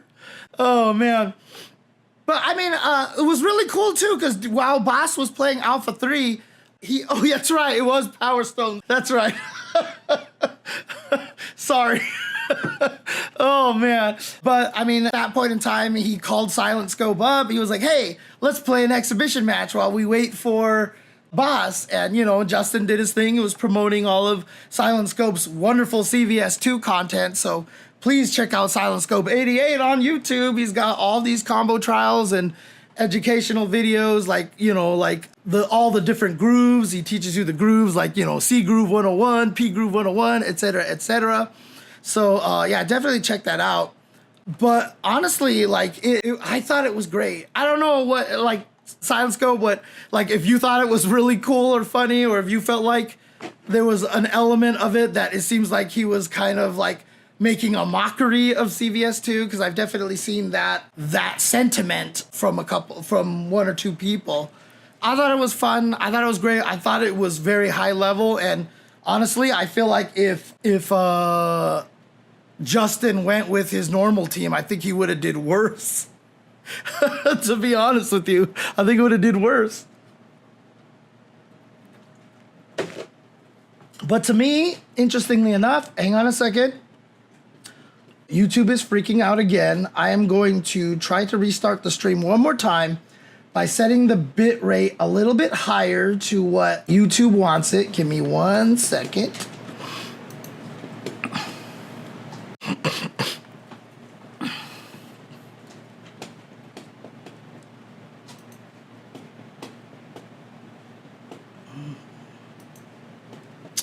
All right, YouTube guys, I've tried to conform more to what they want to do. Hopefully it actually still works. Let's do this. And yeah, I mean, honestly, R4 is really something that really isn't explored that much.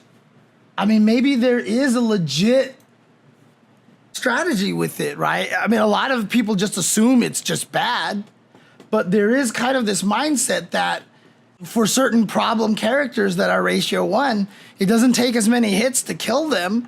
So it might actually be kind of a legit strategy. Obviously, if Jesus, I don't even know if this was working. If Boss didn't have trouble with the the paint the fence, it might have been a different story. But yeah, and it's very easy to lose, exactly.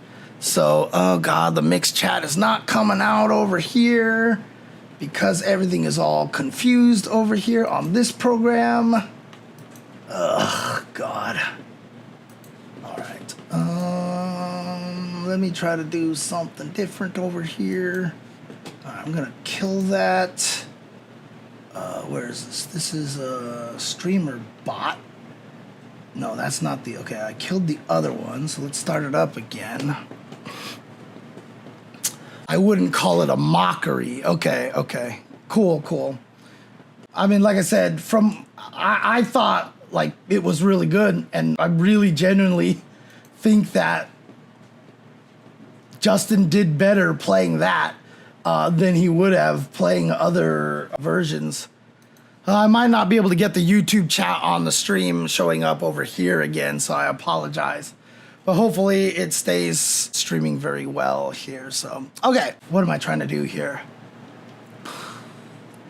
That's right. Okay, CVS2 was a blast. I had so much fun commentating that, honestly. I thought it was entertaining, and honestly, it was cool to see the game being played that way, because again, these are fighting games that just have like features all over the place. There's all these options, and like, a lot of times fighting games end up to the point where we know what's the best, and we don't get to see a lot of these cool things, right? We don't see P groove or S groove in tournaments. We don't see certain super arts. Like, you're never gonna watch a Third Strike tournament where a Chun-Li is gonna use super art 3. That's just not gonna happen.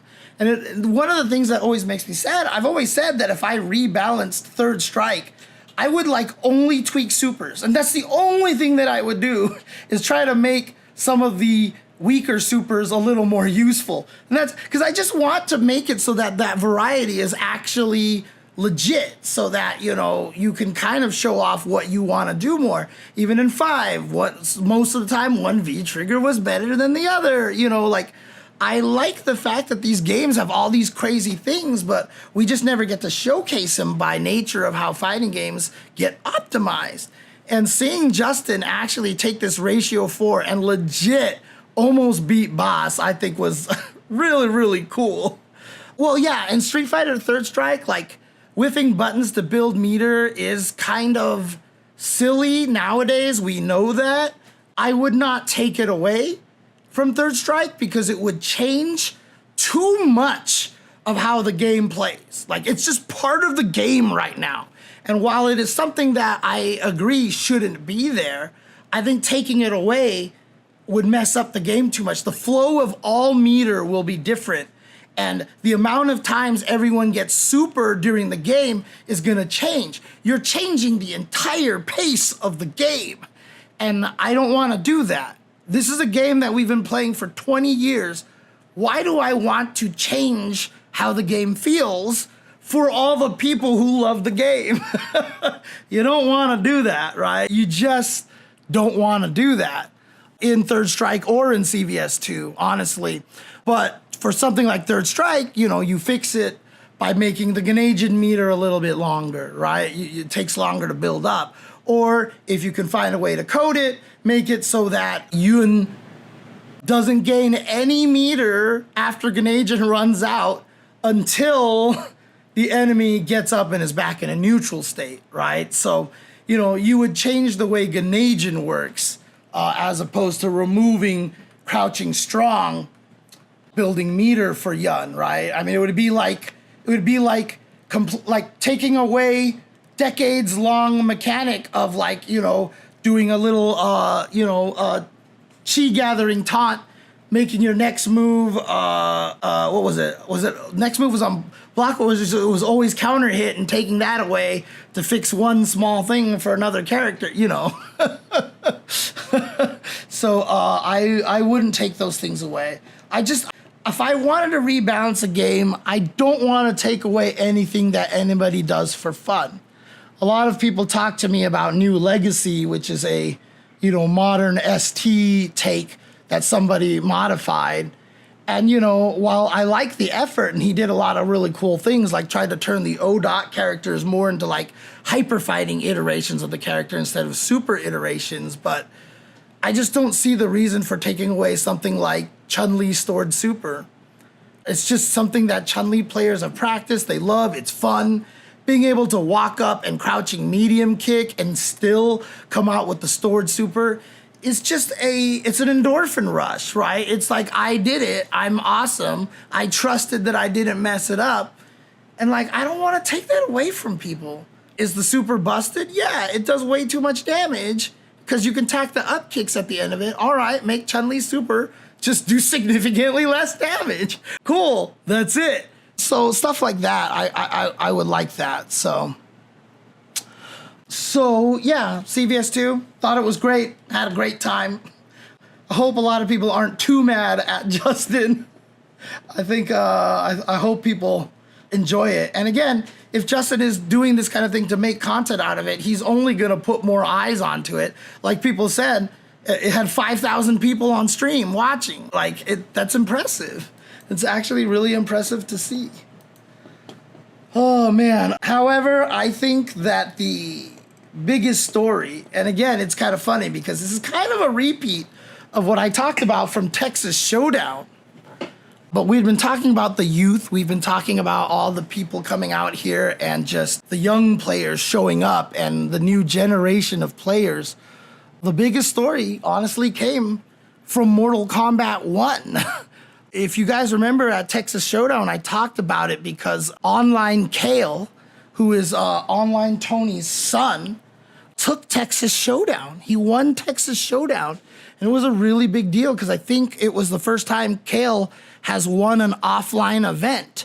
So OnlineCale taking Texas Showdown was kind of a big deal. He had then since gone on to play in an online qualifier tournament and actually double jeopardied Sonic Fox.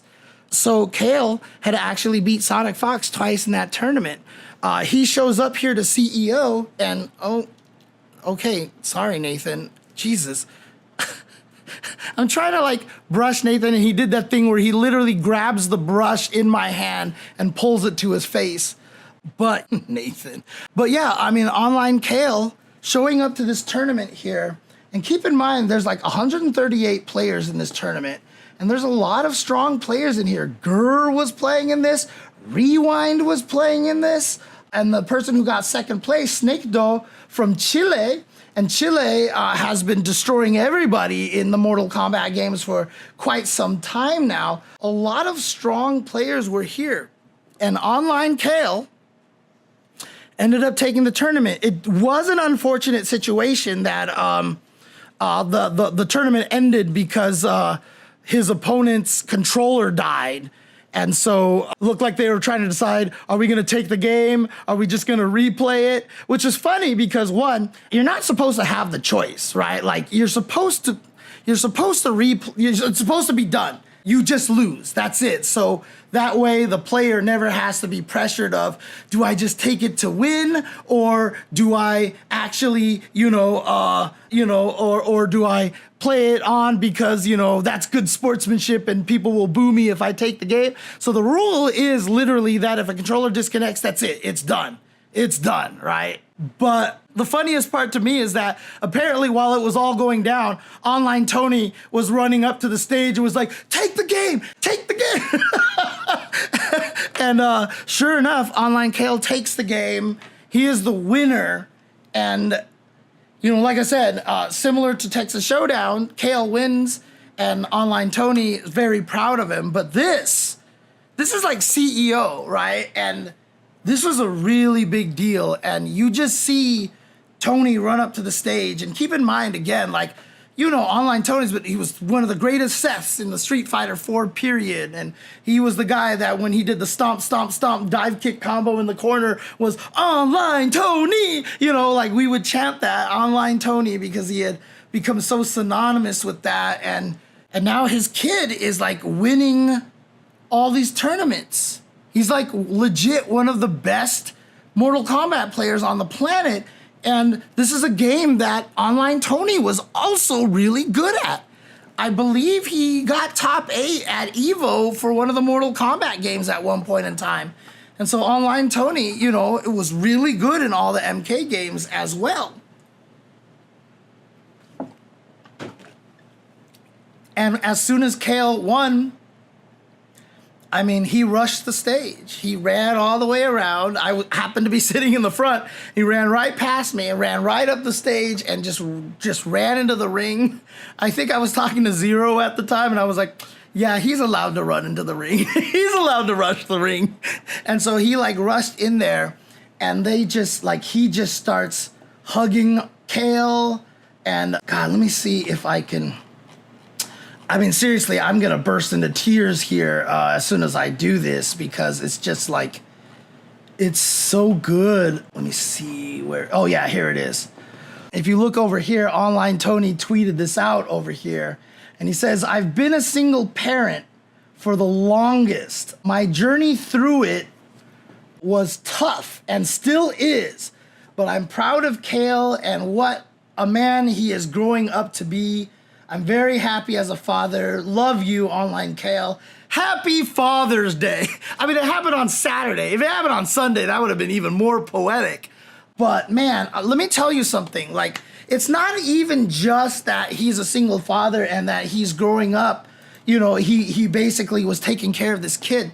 He and I, we were friends on Facebook. And for years, I have seen Tony posting up on his Facebook all the time, hey, I'm playing this game with Kale, and he's having trouble, and he gets angry, and so I'm trying to help him, and then they play games together, and then he's like, oh my God, he's doing better at me in these games and stuff. I could kind of see, he was always posting about it. He was always posting about him playing video games with Kale, and you could see how beneficial it was to create that bond. Through video games, he has been able to bond with his son and not telling him not to play games, etc., whatever, he's literally supporting this. The dad's a gamer himself. He loves video games. And so he's able to share this with his son and have a way for them to bond and to connect and to build this relationship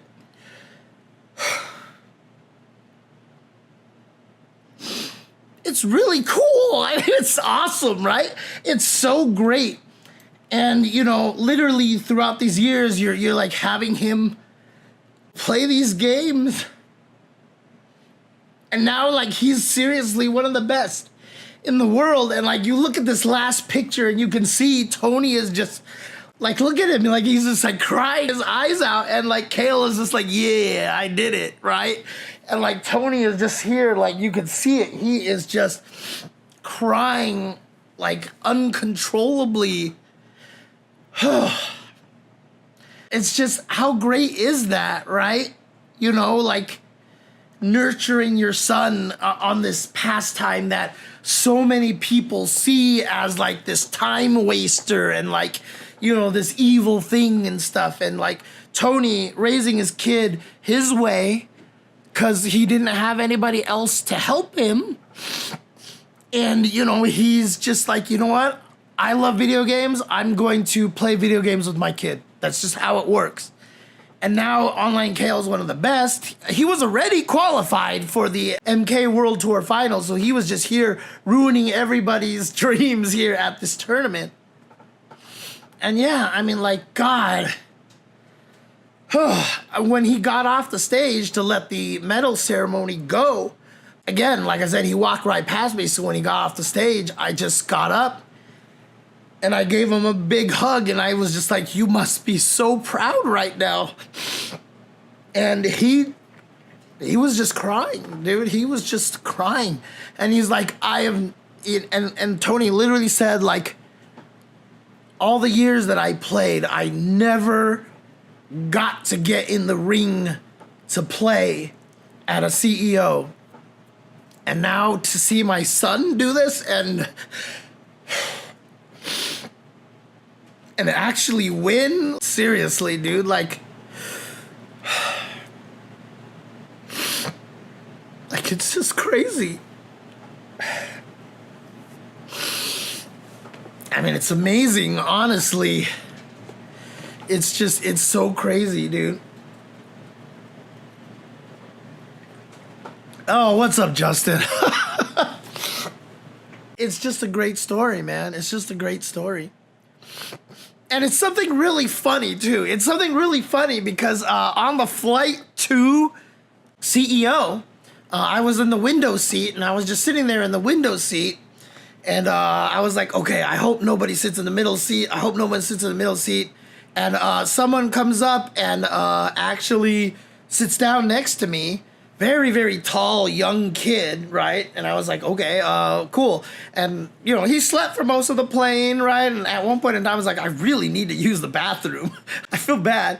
And so, I had to wake them up, and then I had to go use the bathroom or whatever, and I did, and, you know, and all this stuff. And, you know, every once in a while, I would say something to the kid sitting next to me, just kind of like making jokes to him. But anyways, we land, and then we go to the lobby and all this stuff like that for the hotel. And in the we walk up to the lobby. It was me and Cloud 805, who was on the same flight as me, on the way there. So we Ubered together to the hotel, walk up to the lobby, and Online Tony is there. And obviously OnlineCale is with him, and Online Tony's like, hey, James, what's up? And we give each other a hug, because we always love seeing each other and everything like that. And so I'm like, hey, Kale, and I give Kale a hug. And Kale looks at me and was like, you were the guy that I was sitting next to on the airplane, right? And I looked at him and I was like, oh my God. And like we literally sat next to each other on the airplane, and we actually didn't even know. We actually didn't even realize it was each other because we didn't recognize it. Because he's tall, dude. Like, when I think, Online Tony's kid, I think more like this. Like, when he was smaller and younger, and now he's just, he's, taller than I am. And I was like, what the? Oh, my God, it is you. Holy crap. And so, Tony was just making fun of us the whole entire time, you know. And it was just such a funny laugh. And after he won the tournament, Kale is just walking around with this big belt. And I just walk up to Kale and I'm like, all right, look, just make sure this thing doesn't get in my way, doesn't fall in my chair or whatever. Just make sure you you know, and he just starts laughing. He's like, I'll pack it in the suitcase, you know. Yeah, and he was in the middle seat because what happened was, I think Tony and Kale got the ticket late, so they could only get 2 seats that were just available. So that's why they weren't sitting with each other. So Tony was like in row 19 or something, and like Kale was in row 29 with me. You know, he was like, they couldn't even sit next to each other. Because if it was Kale and then Tony, obviously it would have been like, oh shit, what's up? But they couldn't even sit next to each other on the plane because they probably got their ticket pretty late after all the seats were taken. But yeah, like, oh man, like just to even see, you know, this situation and, you know, knowing, I mean, like I said, like, oh God. Like I said, I've been watching them through Facebook this whole entire time. And yeah, Tony's been raising this kid by himself. And just imagining all the shit that he had gone through, obviously couldn't be easy to do all this stuff. And, you know, probably also just a lot of self-questions like, you know, am I doing the right thing playing video games with my kid? Is this a waste of time? You know, he probably had friends that were like, you gotta stop playing games with your kids. There's probably a lot of those like doubts in his head. And, you know, to have your kid come to CEO and accomplish something that you had never been able to accomplish yourself in an environment like this, like, Jesus Christ, like, I can't even, like, it's just kind of one of those things. I mean, it's the reason why I cried when Tokido won and he said fighting games are something so great. Because it meant that Tokido going down this path was worth it. And so, in similar fashion, like, to be able to see Kale win this tournament like this is like, you doubted yourself, but in the end, like, you did the right thing. And you know, he's in a situation where, yeah, I mean, his kid is doing all these great things in the pastime that he loves. And it's very, very clear that their bond is very, very strong. Very strong. And so, like, I just couldn't be happier for him. Again, I've known Tony forever. Obviously, that helps. And we were never like super close, but we were always like, you know, hey, supportive of each other. But like, I'm just so goddamn happy for him. Honestly, I'm just so happy for him. Oops, hang on a second.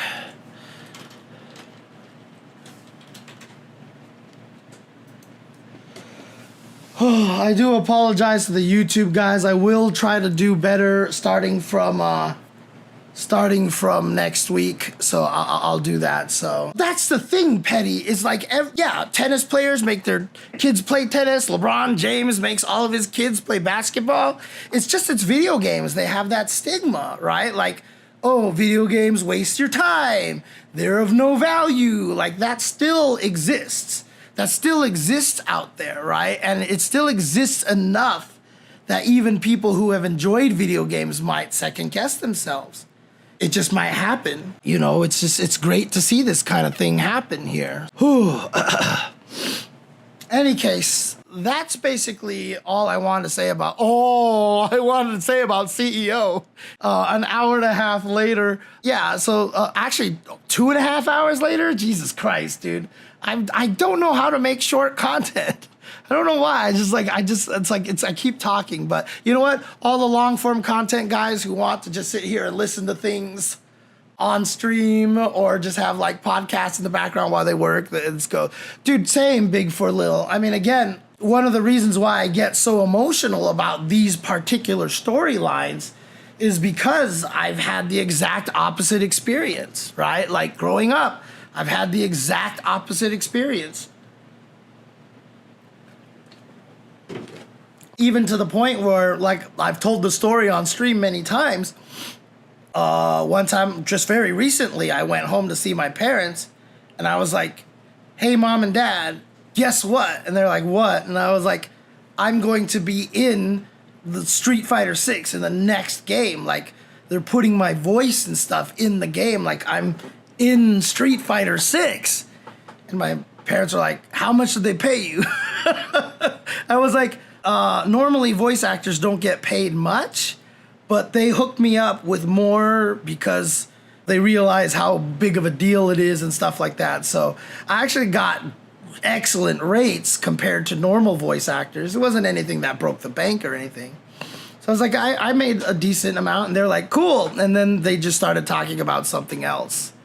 Whereas like one of my neighbors here in my condo complex, like every time he sees me, he's like, that's so cool that you're in the game. That's so cool that you're in the game. You know, like my parents just they don't understand it, you know, and they've never understood it. They've never seen me commentate. They wouldn't even know what the hell's going on. They don't even know what a Twitch is.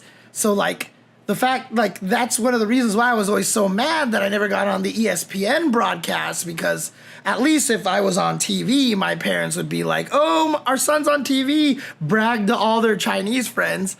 But like, they don't know what Twitch is, blah, blah, blah, blah, you know, all that stuff. And so like, it's hard, man. It's hard. Seeing Tony and OnlineCale have this relationship is just really, really cool.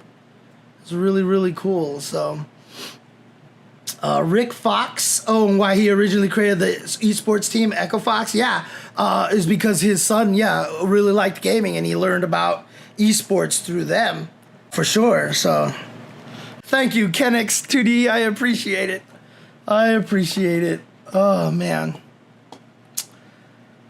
But I mean, honestly, like CEO was fantastic, man. Like everything that just happened over there, it was just such a great weekend. I can't even tell you how much that weekend kind of invigorated me. Honestly, I'd just been super depressed and all this stuff for so long recently, just because of things happening outside of the FGC. Just life has just been kicking my ass, and like even some stuff that's not directly related to me, but it's just like, what the fuck is even happening? I feel like I'm living in like a Truman Show thing where like they just have to keep having weird shit happen.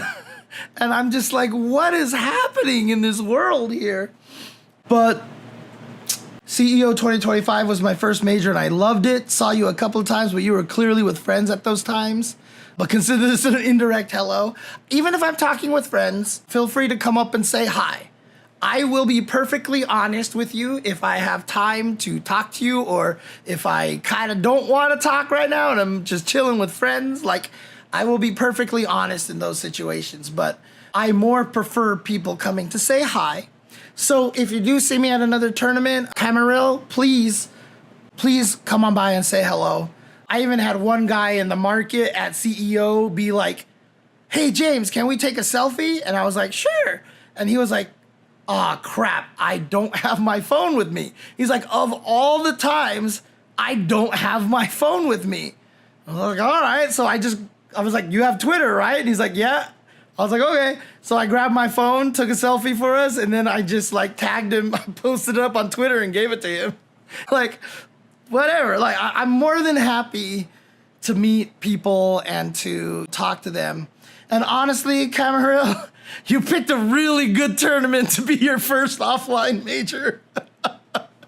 Because, oh my God, like I said, that tournament was so good. Like, I don't know if Silent Scope or Justin or anybody else is still in the chat, but like, I'm sure they would concur as well. CO 2025 was excellent. And again, I give Jabali a lot of crap all the time. I make fun of him a lot because it's just one of those things when I see people who have really strong egos, I tend to try to like take them down notches just because I consider like being extremely egotistical like a flaw, because that's just how my brain works, which is why, because I have all this self-deprecation. So a lot of it stems from me being like mad that other people can actually think so highly of themselves. Probably I'm totally psychiatrist self-diagnosing myself. So I get frustrated when I see other people who are actually able to feel good about themselves, because I'm kind of jealous about that.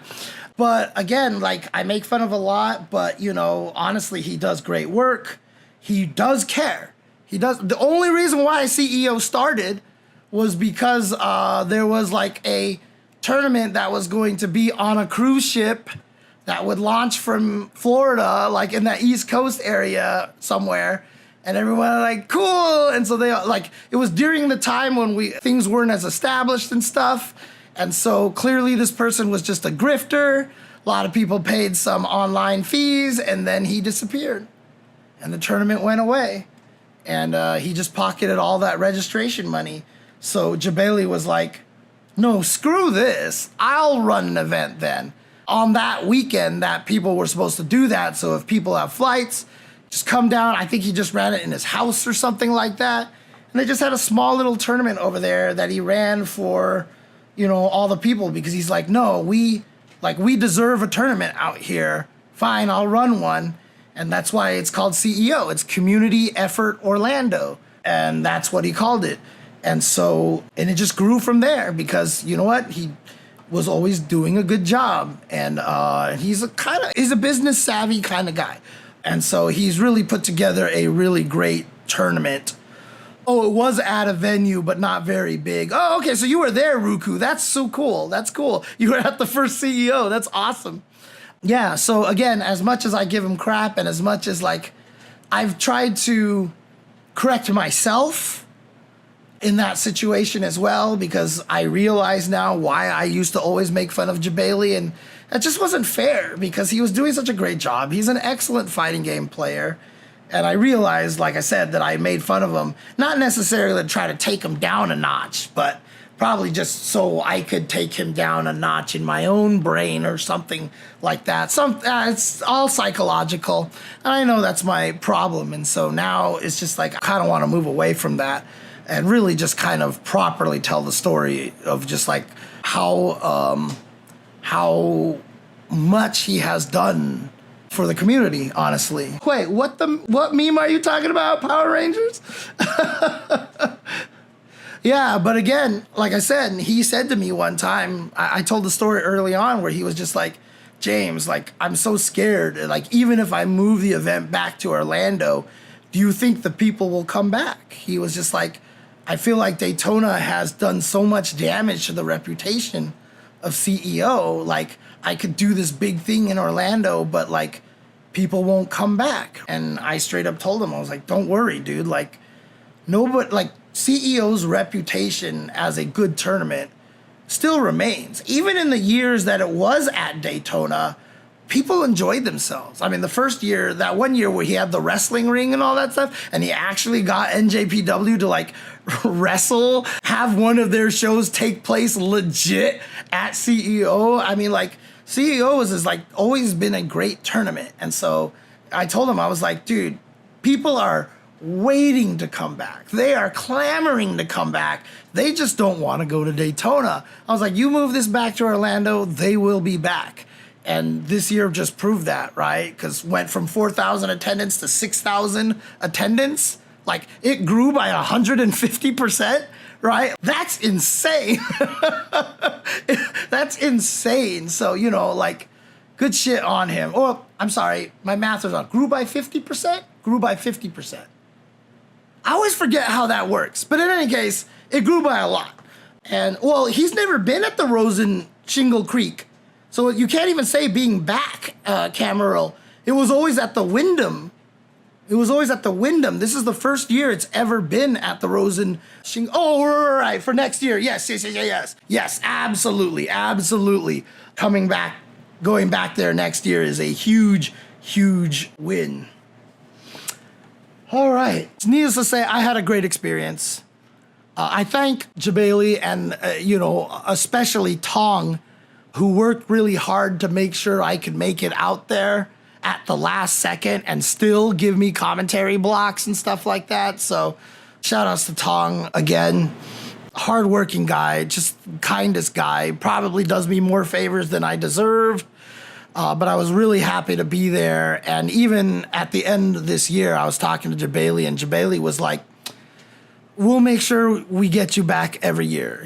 That's what he said. He's like, we'll make sure we get you here every year. Because, like I said, he flew me out in 2012. Even though there was a SoCal tournament going on that same weekend, I was like, I'll come to your tournament. And I'd been there year after year. I'd been supporting it since the beginning. And so he knows that despite all of the shit that I would always give him, that I was always supporting him, and that I was always like, I mean, a lot of my conversations are like, my God, did you like break even this year? Like, how's this going? Like, I would talk to him about like that, and, you know, always just want to hear that he's doing well. So really happy for Jabali this year. Really happy that the Rosen Shingle Creek, at least I hope, worked out. Hope that he breaks even. Hope that he gets a profit so that he can do bigger stuff next year. And I look forward to CEO 2026, because honestly, if we can build this relationship with Rosen Shingle Creek, and this is what the FGC does, right? The relationship of Evo to the city of Vegas is ridiculous. Vegas loves us. And a lot of people don't realize that summer, I was like, oh, it's vacation. Everyone goes to Vegas. No, nobody goes to Vegas in the summer, okay? It is way too goddamn hot that summer is actually kind of considered the off season in Vegas. So the fact that Evo gets that many people out to Vegas, they love us, okay? And, you know, that's the kind of relationship that I mean, even Daytona loved CEO. Like, they were ecstatic with CEO. Jabali would have conversations with like the mayors and all these things. Like, they loved that he was bringing in tourists and stuff.